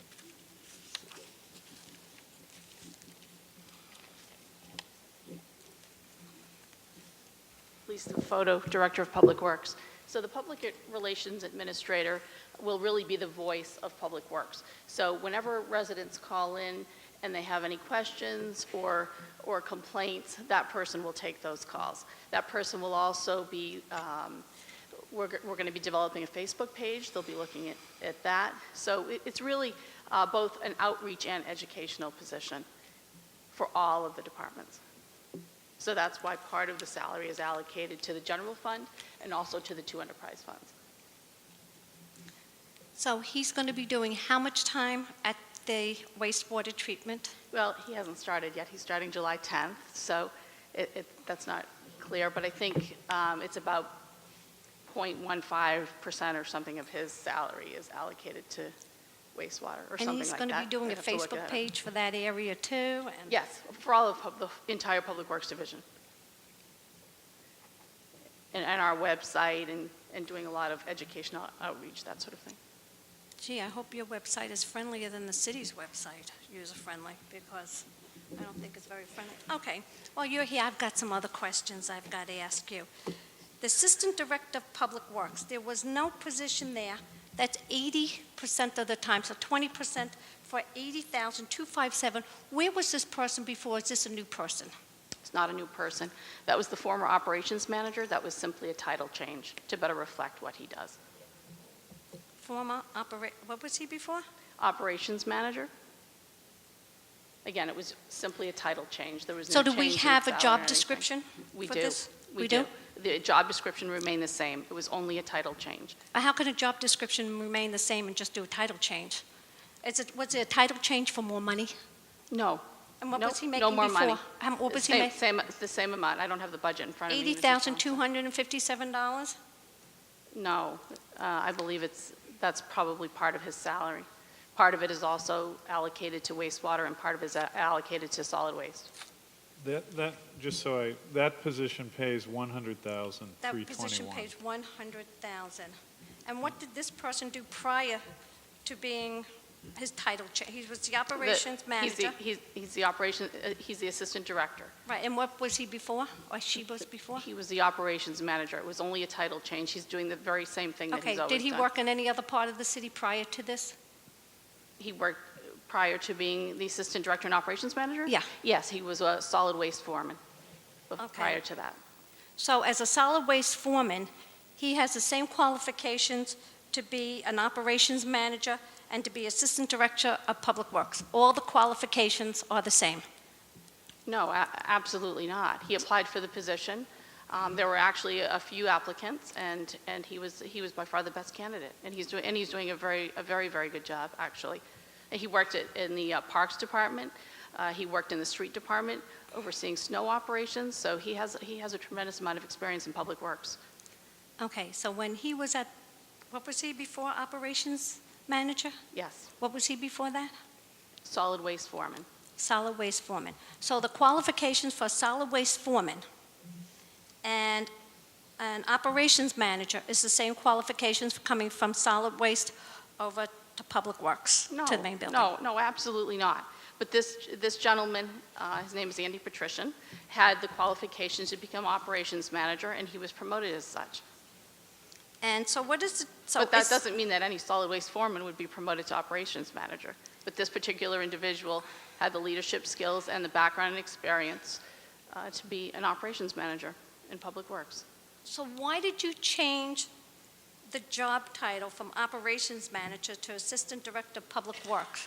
Because there was a tremendous amount of confusion by residents wondering what his actual role was. So we changed the title to better define that role. That's the only reason we did that. So we did a title change just so residents wouldn't be confused. Just to better represent what the position does. And he didn't get a raise at all this year? He didn't get a salary increase? For This year. for fiscal year 18? Yeah. Will he?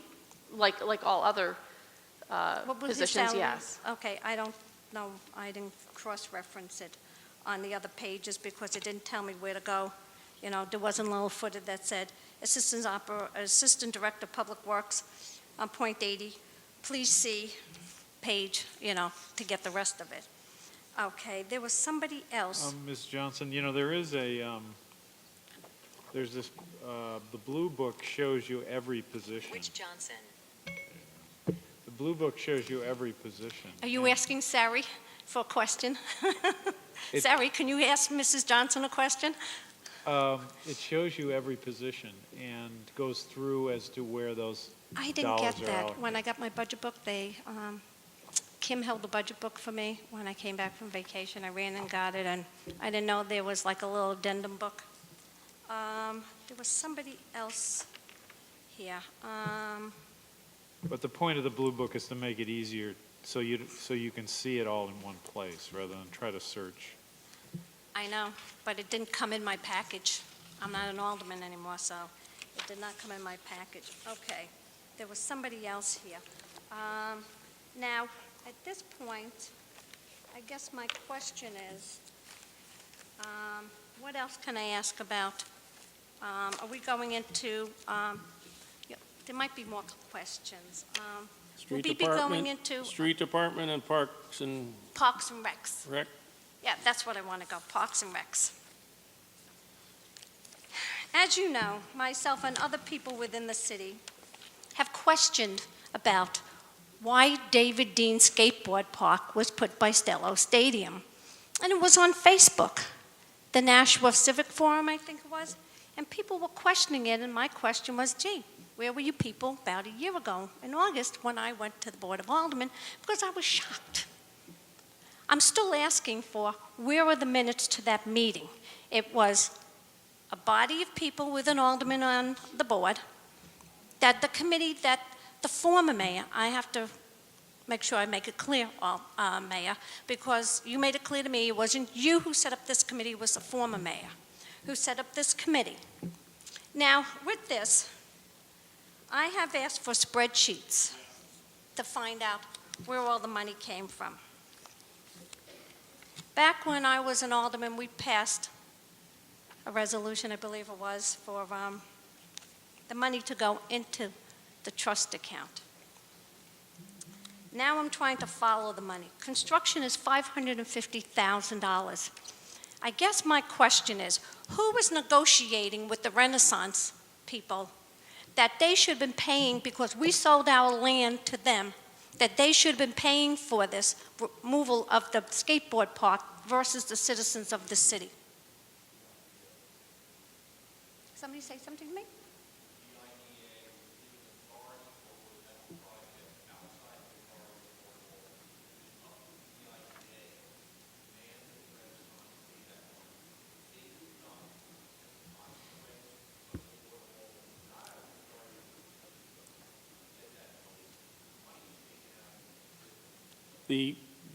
They're not going to be able to hear you at home.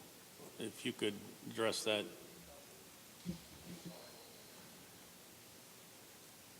Thank you, Mrs. Johnson. This is unusual, I understand. As an alderman, I'm not supposed to come up here, but Ken, it's a question. I appreciate your answer. thank you very much, Mrs. Johnson. So I am Ken Siegel, Alderman, Ward 9. The reason that the money did not come from Renaissance is because we don't know that it hasn't yet, but the BIDA has authority over that project, and probably Alderman McCarthy can address this also. But the BIDA has the authority, not the Board of Aldermen. So perhaps I'll cede to Alderman McCarthy, who is the representative to the BIDA, and he can clarify also.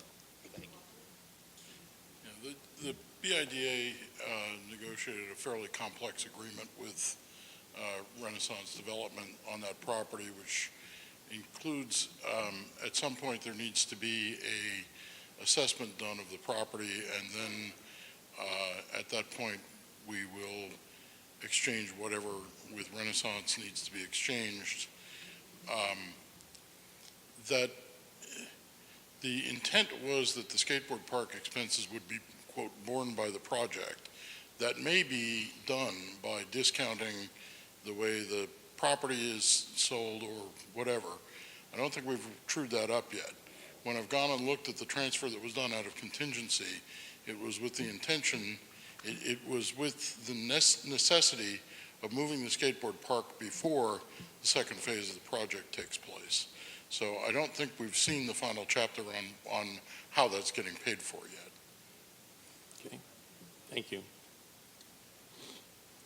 Well, I can tell you how it's being paid for.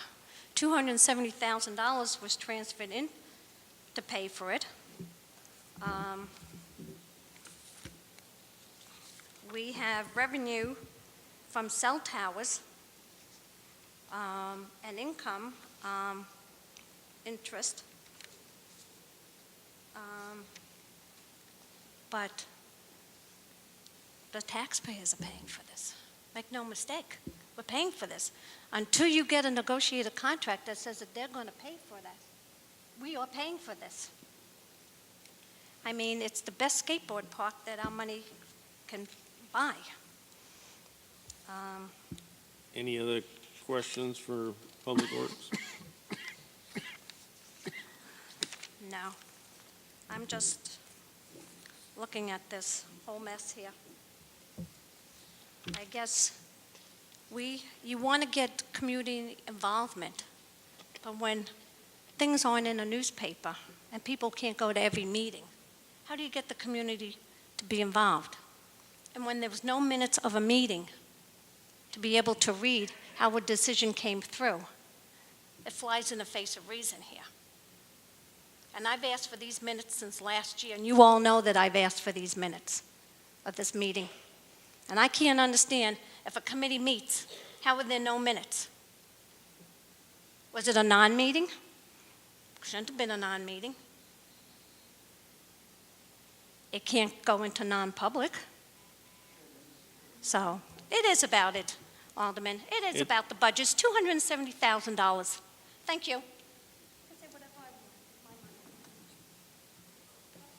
Public Works? Yeah, Fred T-Boom, since Alderman McCarthy got up here, and since Alderman Siegel got up here, I'd like to get into just a little bit about that skate park. Now, it's a beautiful skate park. The contractors paid $550,000. On top of the $550,000, the city is investing $90,000 in material. On top of that, the city is investing an unknown amount of labor. I'm not against the skateboard park. I think, and having a $550,000 skateboard park, you might consider it a little extravagant. It's really three skateboard parks, three skate services. But coming to that $270,000 transfer, that irks me.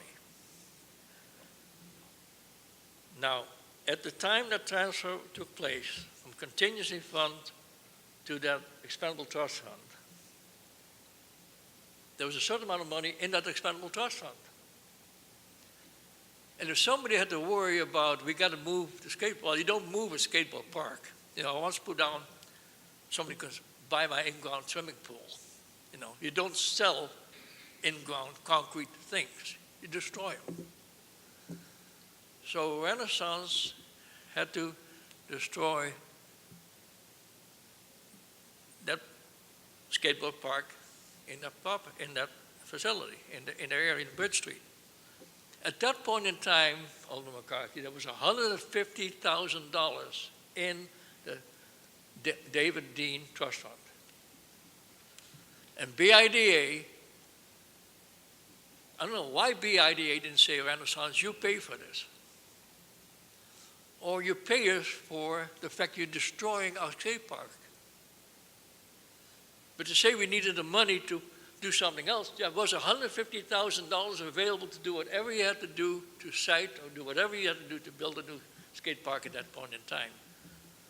So I don't quite understand that at all. The fact is that $270,000 either should be reimbursed to the taxpayers. I don't know exactly how that process would work. But what should have happened is a BIDA who represents the city of Nashua. BIDA does not represent Renaissance Project, Alderman Siegel. BIDA represents the city of Nashua. I know, I helped establish a resolution. I voted for the resolution when it was set up back in 2008, 2009, thereabouts. And they should have protected the citizens, the taxpayers, us, the taxpayers, better. They should have said, Renaissance, you want to build that project? You're going to destroy our skateboard park. We're going to have to build a new one.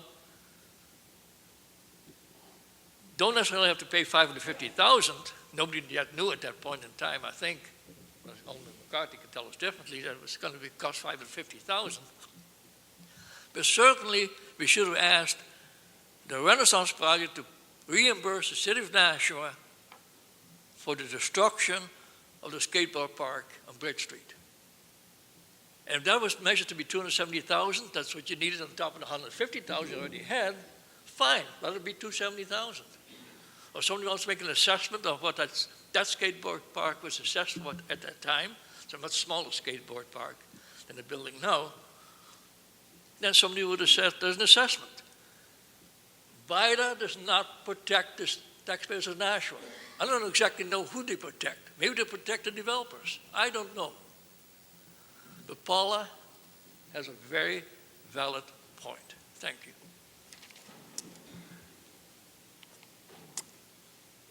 Okay. Anything else in Public Works and Engineering? Okay, the next is Public Services. The first is 140 Pinewood Cemetery, appropriations on 209. Any questions relative to that portion of the budget? Next is 142 Woodlawn Cemetery. Revenues are on page 49, appropriations on 210. Are there any questions relative to that portion of the budget? Next is 144 Edgewood and Suburban Cemeteries. Revenues on page 50, appropriations on 212. Any questions on that portion of the budget? Next is the Public Library, 179. Revenues are on page 51, appropriations on 218. Any questions relative to the library's budget? Community Development, first is 153, Building Inspection, revenues on page 52, appropriations on 229. Any questions relative to building inspection? Next is 155, Code Enforcement, revenues on page 53, appropriations on page 231. Any questions on that portion of the budget? Next is Hydroelectric Operations, revenues are on page 54, appropriations on 233. Any questions relative to that portion of the budget? Next is Community Development, 181. The appropriations are on 234. Okay, next is Community Planning and Zoning, page 1, Department 182. Revenues on page 55, appropriations on 236. Any questions relative to planning and zoning? Department 184, Urban Programs, appropriations on page 238. Any questions relative to urban programs? Next department's 186, Transportation, appropriations on page 241. Any questions relative to transportation? The next is Department 191, School Department, revenues on page 56, appropriations on page 250. Any questions relative to the school department? Terrace, I just have one question. With the two pending lawsuits, what is the worst-case scenario? What would the difference be for the school district if that suit, if it went against the city? What would the dollar amount be that we would have to cut from the budget? Any ballpark guess? I don't really have a guess on that, if you're asking me. I don't think that the case will be successful, and beyond that, I mean, I can't speculate what would happen. Okay, I just wanted, I mean, you know what you've changed in the budget. I just thought maybe you had an idea so we could think ahead in case that scenario came about.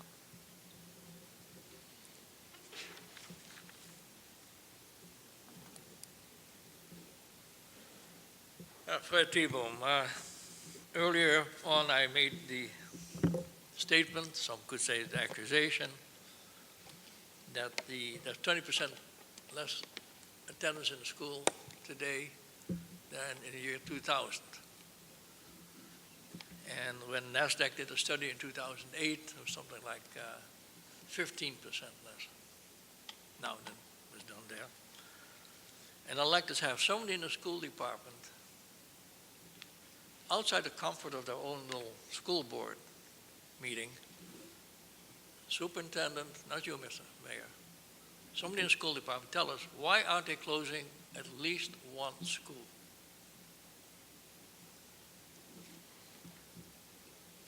Who in the school department would like to answer that? Would it be Mr. Farrington or Ms. Brown, Dr. Brown? Donovan is here. Donovan is here. Superintendent is here.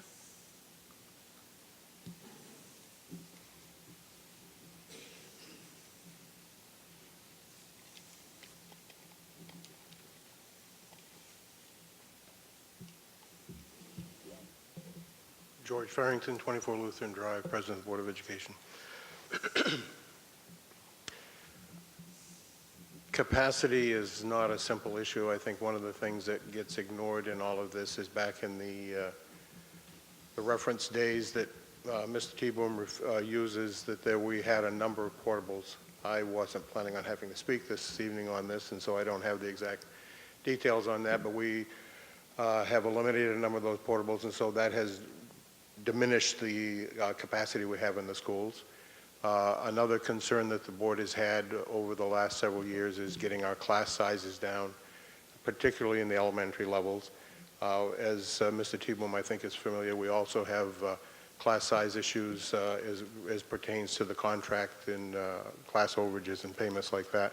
But even beyond that, the board, I think generally speaking, is interested in keeping our class sizes down, and one of the issues that pushes us to that, I don't know how far you want to get into this conversation, it could take all evening, because of the diversity of students that we have, particularly in the elementary school, coming into our first grade with a variety of backgrounds and experiences, and we have first graders coming to our classes who are reading, and we have first graders coming into our classes that don't know their alphabet, their colors, their letters.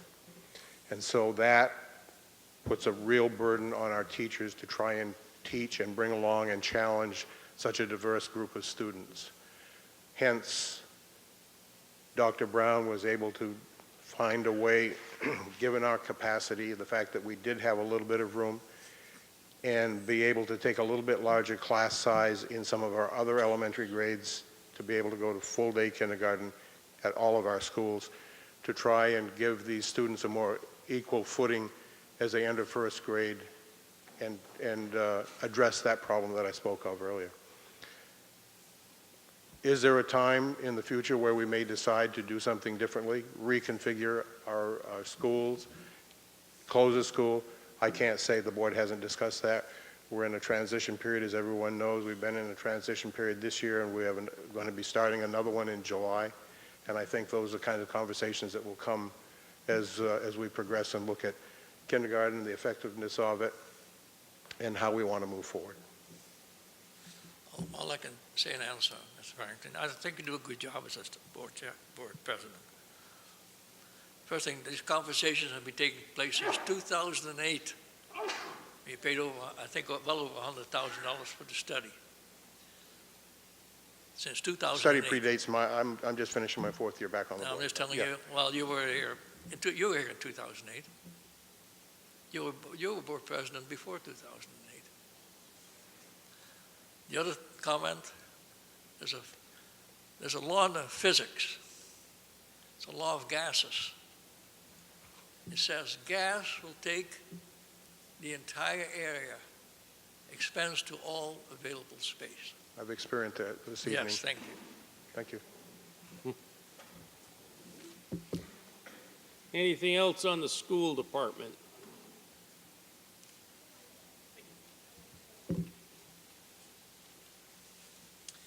Good evening. My name is Scott Jaquith. I live at 26 New Dunstable Road in Nashua. So this was the first time that I heard that there was probably a decrease of possibly 20% students in the school district since the year 2000.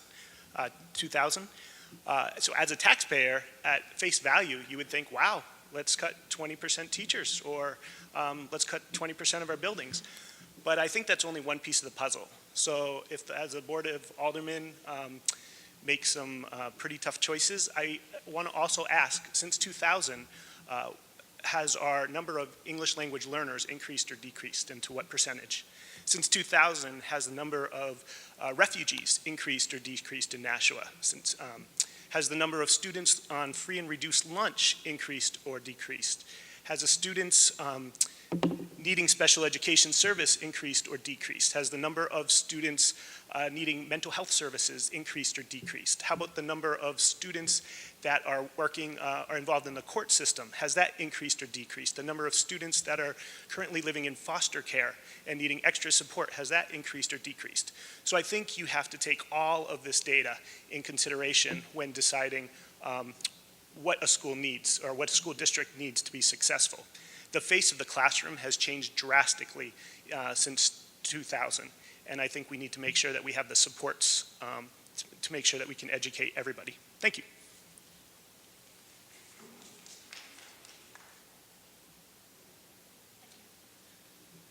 School department? Of course, Paula Johnson. Of course, only a teacher would know all those figures. So if the percentage of students have dropped 20% since 2000, and you now are taking 10.5 teachers and now moving them, we got a half of a teacher. So why don't we round it up to maybe 11 teachers, or round it down to 10, because we don't have a half of a person. and we're putting them into kindergarten. So what is the percentage of more children with these 10 teachers now in a classroom? How many more kids are going to be in a classroom? Can anybody answer me? Mr. Farrington? Please. The question is, if you're moving 10 or 11 teachers out of the classrooms and you're putting them into kindergarten, how many more students are going to be in those classrooms because those teachers are no longer needed, and or you, Superintendent Brown, why don't you answer? Mrs. Johnson, could you please direct your question to the mayor, and he can call somebody up to Okay. answer the question? Mayor, what is the percentage? If you're eliminating 11 teachers, because supposedly you don't need them, now we're putting them in kindergarten positions. Mr. Farrington or Dr. Brown, do you want to answer? Thank you. One thing we should make clear about the kindergarten, right now there is full-day kindergarten in 5 of the 12 elementary schools, so this would equalize the education offered in all of the There's schools. no such thing as equalization. One person can always be smarter or less smarter than the other person. So, life is not equal. Well, still, we have some elementary schools with full-day kindergarten now and others without. I don't know if you call that unequal or not, but that's the fact. But Mayor, we have some people who get nice raises in public sector, and we have people who don't get in private, and we have people on Social Security and disabilities who got 0 raise this year, which isn't equal and fair. There's no such thing as fairness in this world. So I think the question is, by assigning 10 and a half teachers into full-day kindergarten, how will that affect class sizes for other students? Thank you, Your Honor. My name is Connie Brown. I'm the interim superintendent of schools for the Nashua School Department. We are capping the kindergarten enrollments at 18. We are also providing para supports, 1 per 2 kindergarten classrooms. We're going to balance the classrooms. We have some uneven enrollments in some of the schools right now, and we are going to use 10 classroom teachers to initiate the all-day kindergarten for all the students here in Nashua. And to the mayor's point, we have 5 schools currently that offer all-day kindergarten. We will expand that to all 12.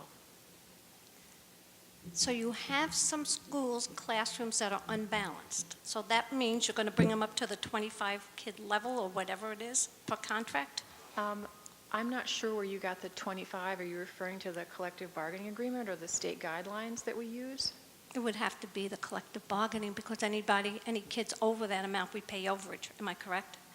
We do have overage language in the collective bargaining agreement. I don't believe that has been exercised for quite a while, not since I've been here in the last 9 months. I can't speak to when it was used before. We are trying to keep our class sizes, as Mr. Farrington said, at reasonable levels, and we're hoping to keep all of them below 25 to the extent that we can. What do you define reasonable levels? I believe the state gives us guidelines for what they recommend for students in kindergarten, grades 1 to 3, 5 to 8, and then so on.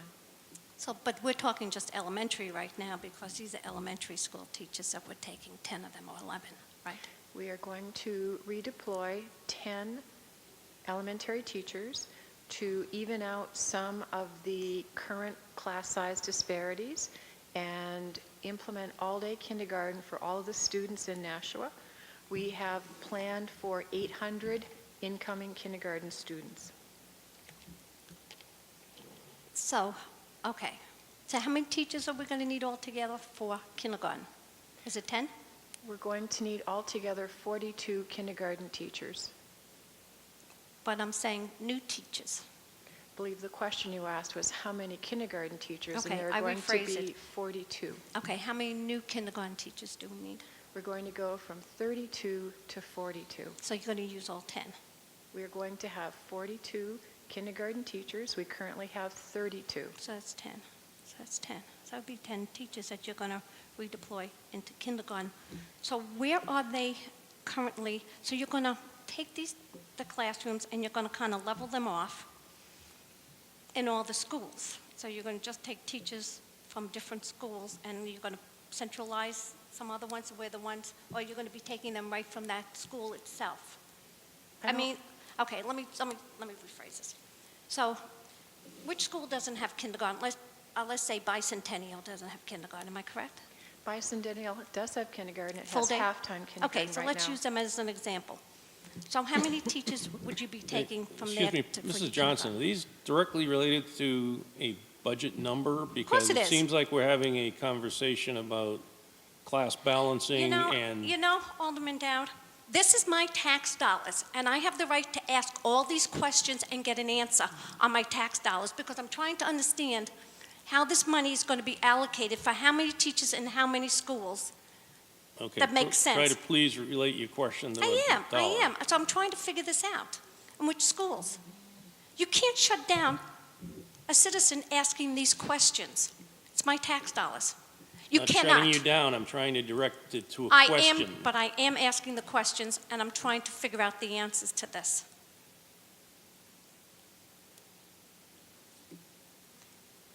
Bicentennial School, how many teachers? I would have to get the chart. I don't have that standing here. Okay. Wasn't prepared to answer that. Okay. So, okay, maybe, then let me ask you another question here, different. I was reading the paper, and this will probably fall into next, we'll see, that two teachers, they were supposedly had moved on to pursue other opportunities, but now we find out that they're employed and being paid. One is almost $3,000 a month, and one is almost $4,000 a month. I'm unaware of two teachers that I mean, you are two referring principals, to. the principals at Ledge Street, they're still being paid tax dollars. The Why two- were we told that they weren't, and now that they are still employed by the city? I'm not sure how this pertains to the 2018 Okay, budget. never mind. In the 2018 budget, do we have enough books where we're paying for kindergarten, all-day kindergarten? Because a friend of mine asked me to ask this question, that there are kids that have no textbooks in Algebra 1 and 2, and this, I believe, is the North School, and none for Geometry, Spanish 2 and 3. We're implementing all-day kindergarten, and I've heard this from teachers that were even telling me that that we're lacking books in the classroom. So how do we justify putting in full-day kindergarten when we don't have books for kids in the classroom? The all-day kindergarten is an expansion of the current program.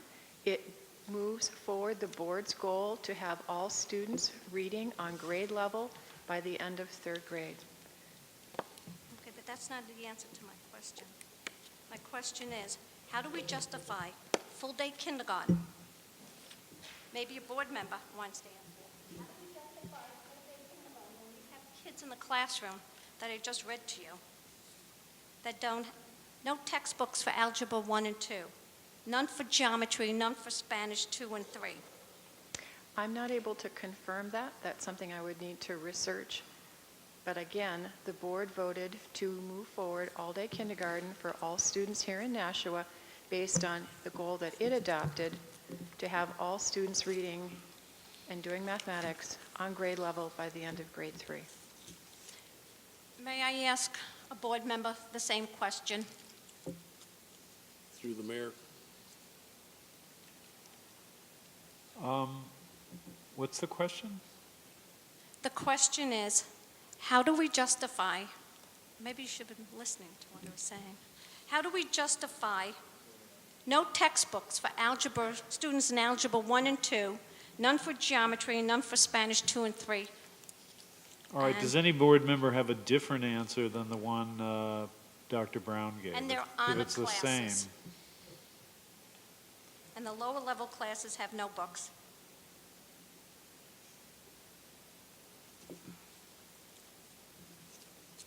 George Farrington, 24 Lutheran Drive. As Dr. Brown pointed out, that's something that, as far as at this point in the evening, that's just a rumor, and we would have to look into it. Oftentimes, these things are not exactly as they appear on the surface, and we certainly will look into that. If you could provide us more detailed information, that would make it helpful for us to research that. And if I may, just take a moment, because we seem to be running pretty far afield here this evening. I've been doing this is my 12th year on the Board of Education. with a break in between, and you can see why. Why you did the 12 years or why you took a break? The first one probably isn't as obvious, but why I took a break should be. Oftentimes the board is criticized, as tonight, for example, for asking for more money and more money. And I don't expect us to get a round of applause, but I think it's important to note that we're trying to improve the educational opportunities of the students in Nashua by reallocating existing resources and not coming to the city and asking for more money over and above what our budget is this year just to expand kindergarten to the other grades, excuse me, the other 7 schools that don't currently have all-day kindergarten. The credit for this goes to Dr. Brown. She took us at our word. We said we wanted to try and have all of our students, or as many of our students as we possibly can, have on reading and math level at the end of 3rd grade. She looked at our resources and found a way to do that. And so I don't think that that should be lost in all this conversation about how the district spends. And if you can provide us with the information, some more detailed information on that, we will certainly look into it. Thank you. Anything else on the school department? Fred, could you please let the other person speak? You've spoken once.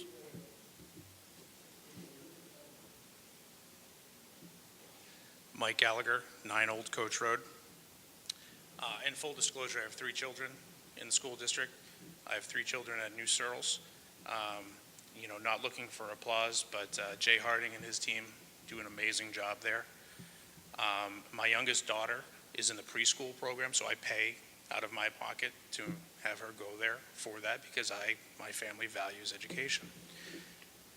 I would directly benefit from full-day kindergarten because my daughter would benefit from full-day kindergarten. It's not a child care issue. My wife currently is home. So it's not a place to drop my child. And, I think that there's a lot of reasons to look at this. I am, as kind of a fiscally conservative person, I'm looking and say, well, if you've got 8 positions that aren't needed elsewhere, why not cut? But at the same time, as we look at providing better services for our community to grow, and you talk about economic development, and you talk about jobs, and you talk about you're looking to recruit young families. We're the oldest state in the nation. I came here 12 years ago, raised a family. We're here. We're planted in this community. And I see significant value in full-day kindergarten. As I've seen my children progress through preschool, the other 2 went to private preschools, but I certainly see the value and I appreciate the efforts that have been made. However, I like the rest of the budget for school, and as for teachers, there needs to be some better way, some better metric to measuring success. So I would certainly appreciate seeing that. Now, jumping around just a little bit because I didn't want to get up just for code enforcement, but from my time on the Conservation Commission, when I was there, there's a significant need for code enforcement in this city. And I know that at the time there's been 1.5 or 2 half bodies assigned to that. We have ordinances, we have resolutions, we have land use codes for a reason. And if we allow for oversight or things to be looked at twice, I know that in my 6+ years there was a particular property that was mentioned on several occasions, nothing happened. And so, I'm not looking for this to become a revenue stream for you, but again, some teeth to the laws that you have on the books, I think is warranted in that. And then I don't see on here an opportunity to speak about the citizen group for the 200,000. So if you allow my kind of interjection here, I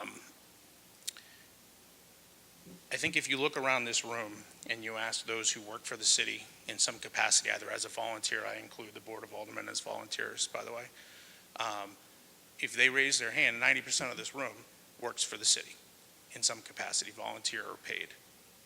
And that is our issue as a community. is that there are not more of us here. There are not more of us saying, hey, that's a good idea, that's a bad idea. We're sitting here talking about a fiscal budget, and we're talking about things that this board has no control over. You have no control over if there's full-day kindergarten or not. That's the Board of Education. So the appropriate time to have that conversation is while the Board of Education is having those meetings. And it's the same thing that I say to parents who just don't understand. They don't get it. They hear a buzzword and they run with it. And so there is an obligation for those of us who are in position of knowledge to share that knowledge. Now, as it pertains to creating this committee of volunteers, if we have $200,000 of discretionary money, I would argue that we don't, but let's just say if we did, I would suggest to you to tap upon the volunteers you already have. Planning and zoning, conservation, culture, all of the different boards and commissions that this city already has people who are giving their time, because the mechanism in which you've put in place already exists. I could go to my ward alderman, I could say, here's a great idea, I could get him or her to buy into the issue, and then sponsor legislation to make that happen. I don't have to get around, and what I have noticed is that when these committees are started, it's the same group of people. And so let's reward the people who are already with us, who are already entrenched in your city, who already understand the issues, some better than you. And I guess I'll wrap up with that. Oh, sorry, one last thing. I will be at the school board meeting on Monday from an issue of public safety. Tick season, folks, we're horrible year. My daughter, so we go to New Searles, but my daughter goes to Girl Scouts at Maine Dunstable School. And part of their project was to walk around the school, clean up trash. They spent about 20 minutes on the playground. Actually, it was the night of Mayor Donchis's Ward 5 meeting. When my wife returned home with my girls, she put them to bed. She received a text message from a friend saying that they had just removed 7 ticks off of, and to check the girls. My wife did. 1 was missed, and my youngest had to be taken to the doctor the next day to have a tick that had embedded itself into her neck out. Tragedy averted. She had expressed concern. Now again, we don't go to Maine Dunstable. We don't know who the people are. So my suggestion to her was to start at the SAU office. She called the next morning, got a receptionist who pretty much told her, not our problem. Not our problem was her words.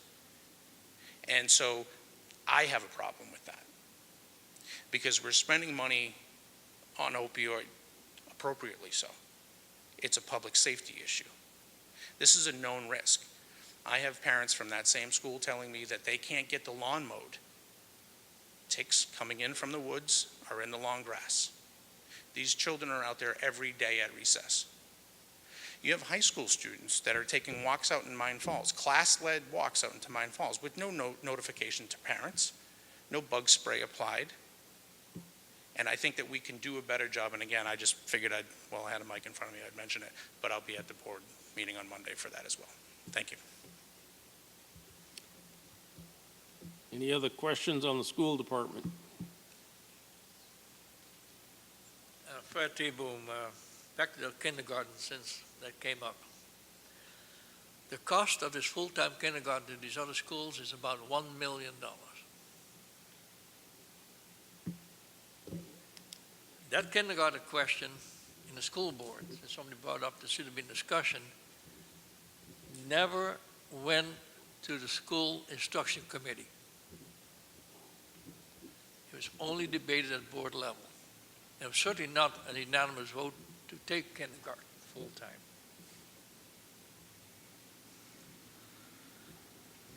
And I appeared before the Board of Education twice. And I read them studies that said full-time kindergarten doesn't pay. You don't get the benefits you claim you get. And lots of children cannot sit at that young an age in a structured environment for 7 hours.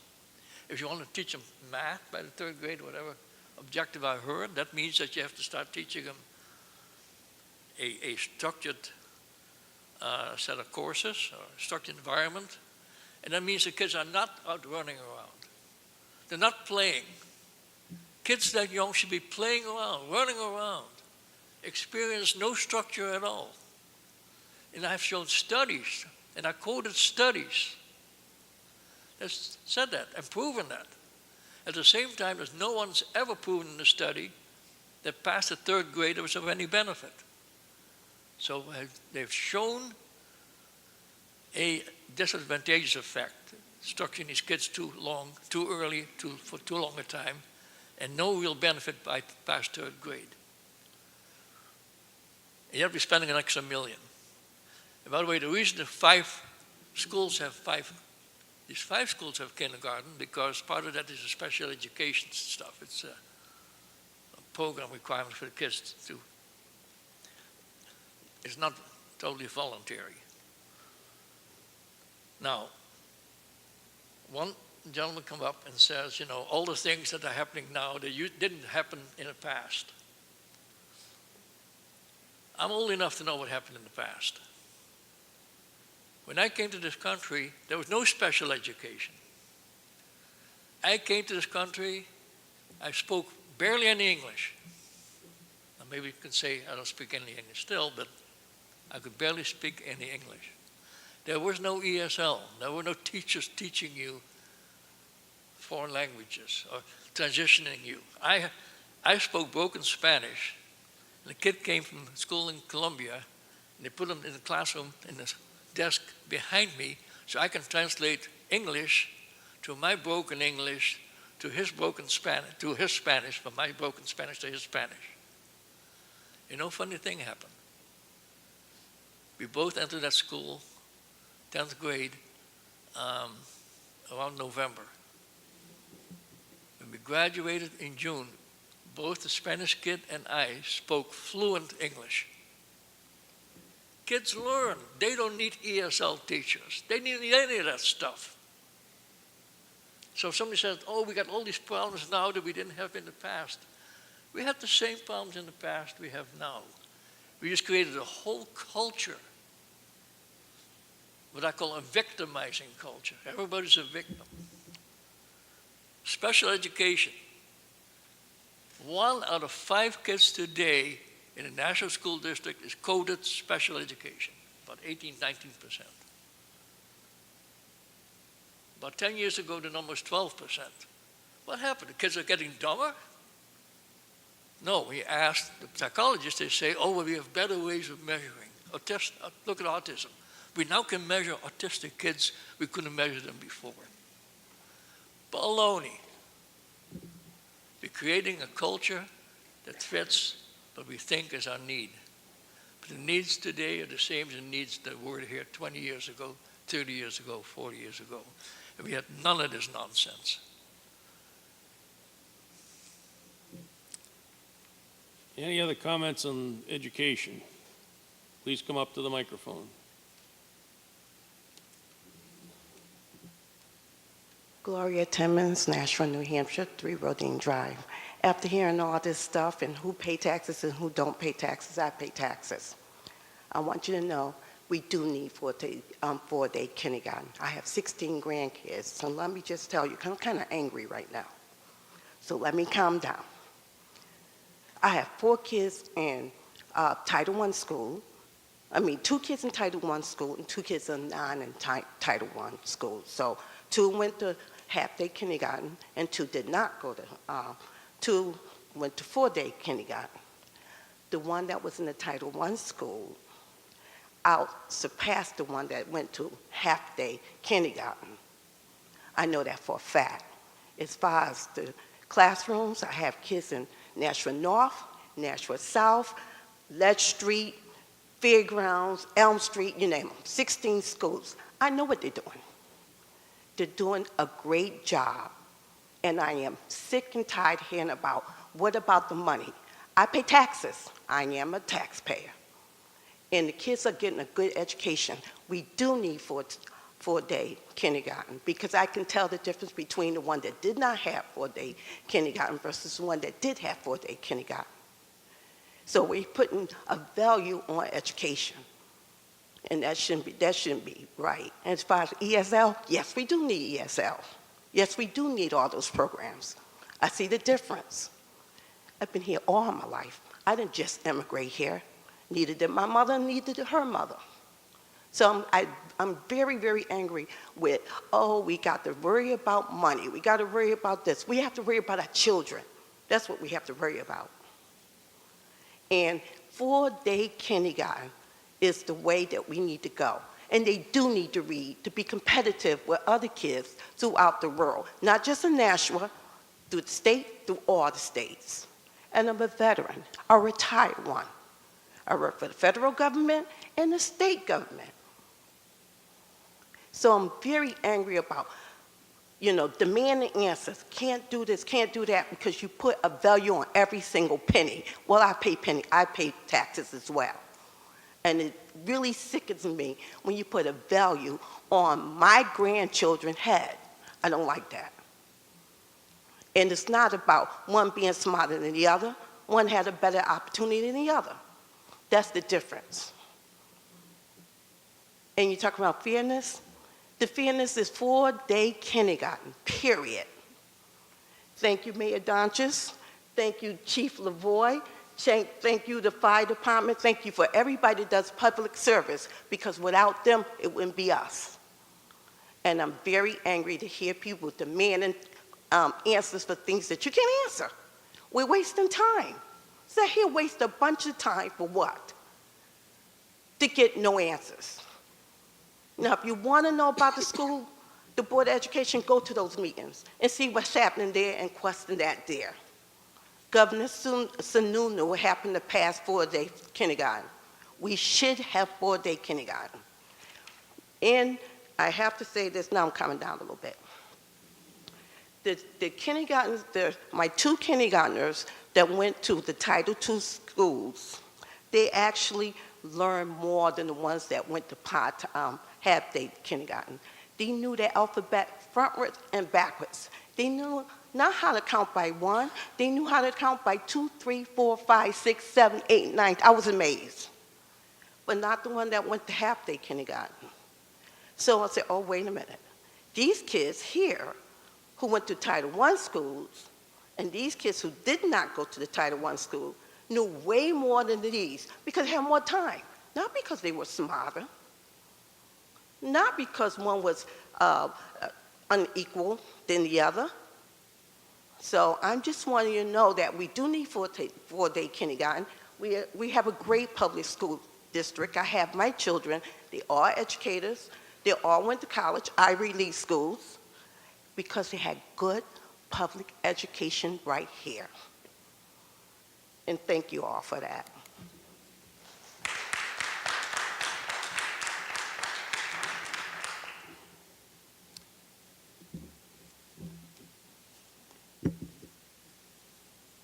Question related directly to the education budget? Yes.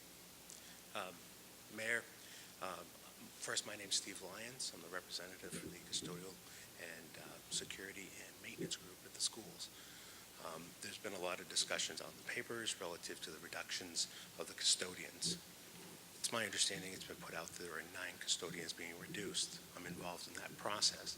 The reality is 10 employees are going to be reduced because there's 2 part-time. So 10 are being reduced. Could you stand close to the mic? Sure. I apologize. So 10 employees are going to be reduced as a result of this, not 9. Second, I understand the $100,000 was put out with a good faith effort by the city. I appreciate that. The members appreciate that. Through this process, the custodians also didn't sit idle. We actually located approximately $74,000 in over budgeting for security positions. And part of the RIF position was attempted to save 2 positions out of the 10. That was rejected. So there's $74,000 that could have been used within that budget to save custodial positions. That's a concern on our part.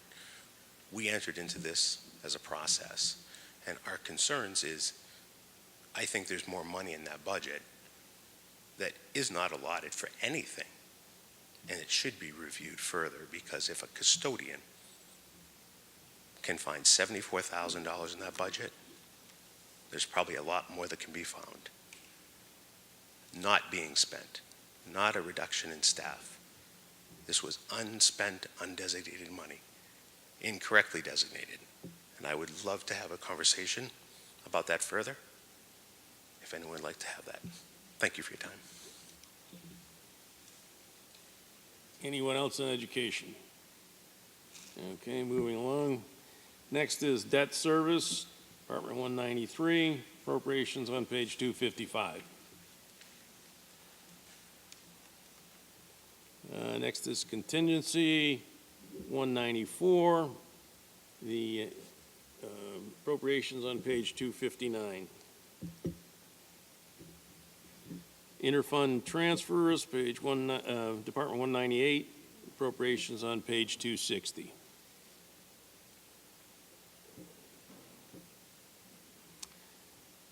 Capital improvements, appropriations on 262. Anything on capital improvements? Okay, solid waste disposal system fund, revenue on 266 and appropriation on 268. Any questions on the solid waste disposal system fund? Next is 6200 wastewater user fund, revenue on page 276, appropriations on page 278. This is a question for the CFO. You may not have an answer, but when you add up all the accounts, that includes the benefits and the retirement, it adds up to $258,493,971. But those numbers do not seem to, maybe they do not include the numbers that are in the green pages. Now, the green pages, which are enterprise funds, have their own retirement money. And that's in addition to the $258 million. That's what adds up to the finally the $301 million. But plus the revenue, special revenue funds. So that retirement money of $24 million that we talked about way earlier, that's on that earlier page. Does that include the retirement money that's in the green pages? No. Okay. So, all right, so there's more than $24 million in retirement money. Correct. And you just indicated several areas that includes retirement. The purpose of the page 21 is to calculate the total amount in the general fund operating budgets. Right, so how much more? As you know, the green page is totally dedicated to solid waste enterprise and wastewater. How much more retirement money is there than in the green pages? I could get you that number. All right, but that's the main point. So $24 million is not even the full amount. It's even more into retirement money. Correct. Thank Okay. Next area is special revenue funds, city special revenue funds.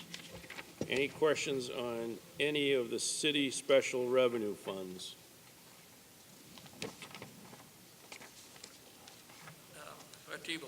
I couldn't find it either. It's on not on the special revenue fund. That's not under the blue pages, which you call the, what do you call those? The trust funds, et cetera. Where, I mentioned earlier, a long time ago, Public Works Department. Public Works Department has their own retirement money, their own retirement fund, and was smart enough not to join the cabal up in the state, and the $900 million theft, and all the rest of it. But where is that? That's about 40 million, if I remember right. They have about they got 80% funded, about 40%. Is that money on the special revenue funds? Is that money under the trust funds? And this is for CFO probably. Or is it someplace that's not in the budget book at all? You're correct. The Board of Public Works has its own pension fund. Yes. It's managed by money managers. It's contributions are made by the employees in the city per payroll. Yeah. I have to look quick to see if it's in here, but I don't think it's included in here. I think Why it's is it not in there? Well, the appropriations, Mr. T-Boom, are certainly included, as noted in the Department of Public Works budgets, as well as the enterprise funds. I could call on Treasurer Fredette, who is one of the Yeah, I thought it's 40 million. What's in the green pages are the contributions for this year, or the proposed year. Correct. I'm not talking about that. I'm talking about the $40 million fund that they ultimately wind up in. I mean, it's certainly What's got the answer disclosed, on that? if you provide me with a second to respond, it's certainly disclosed in the city's comprehensive annual financial return, and I know you and I have Yeah. spoken about that at length. Yeah. But as far as the budget, we try to put everything in here we can. I'm not sure if I see it. I don't think it's ever. It's not a been- trust fund. I don't think it's ever been there. It's I a mean, trust fund. It should probably be in the blue pages. Maybe it should, yes. I mean, Okay. that's an interesting point. I don't think I've ever seen it in one of the Yeah, budgets. but I think it's a trust fund. And just like you get the It's 26 million. it's like an ERISA, it's a federally regulated pension fund, an ERISA fund. But yeah, it would be interesting if it were there. Yeah, you got the $26 million undesignated fund balance in the blue pages, but I looked and you can't find anywhere the Public Works.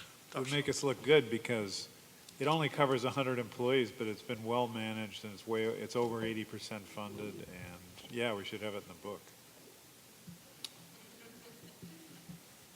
Okay, the next area is school special revenue funds. Any questions about any of the school revenue special revenue funds?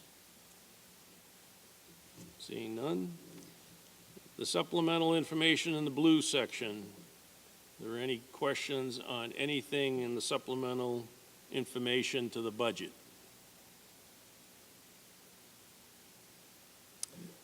Seeing none. I'll call the public hearing closed at 9:47 PM. From the members of the Board of Aldermen, do I have a motion? Thank you, Alderman Dean. Motion is to adjourn. All in favor signify by saying aye. Opposed? Motion carries. We're adjourned at 9:48.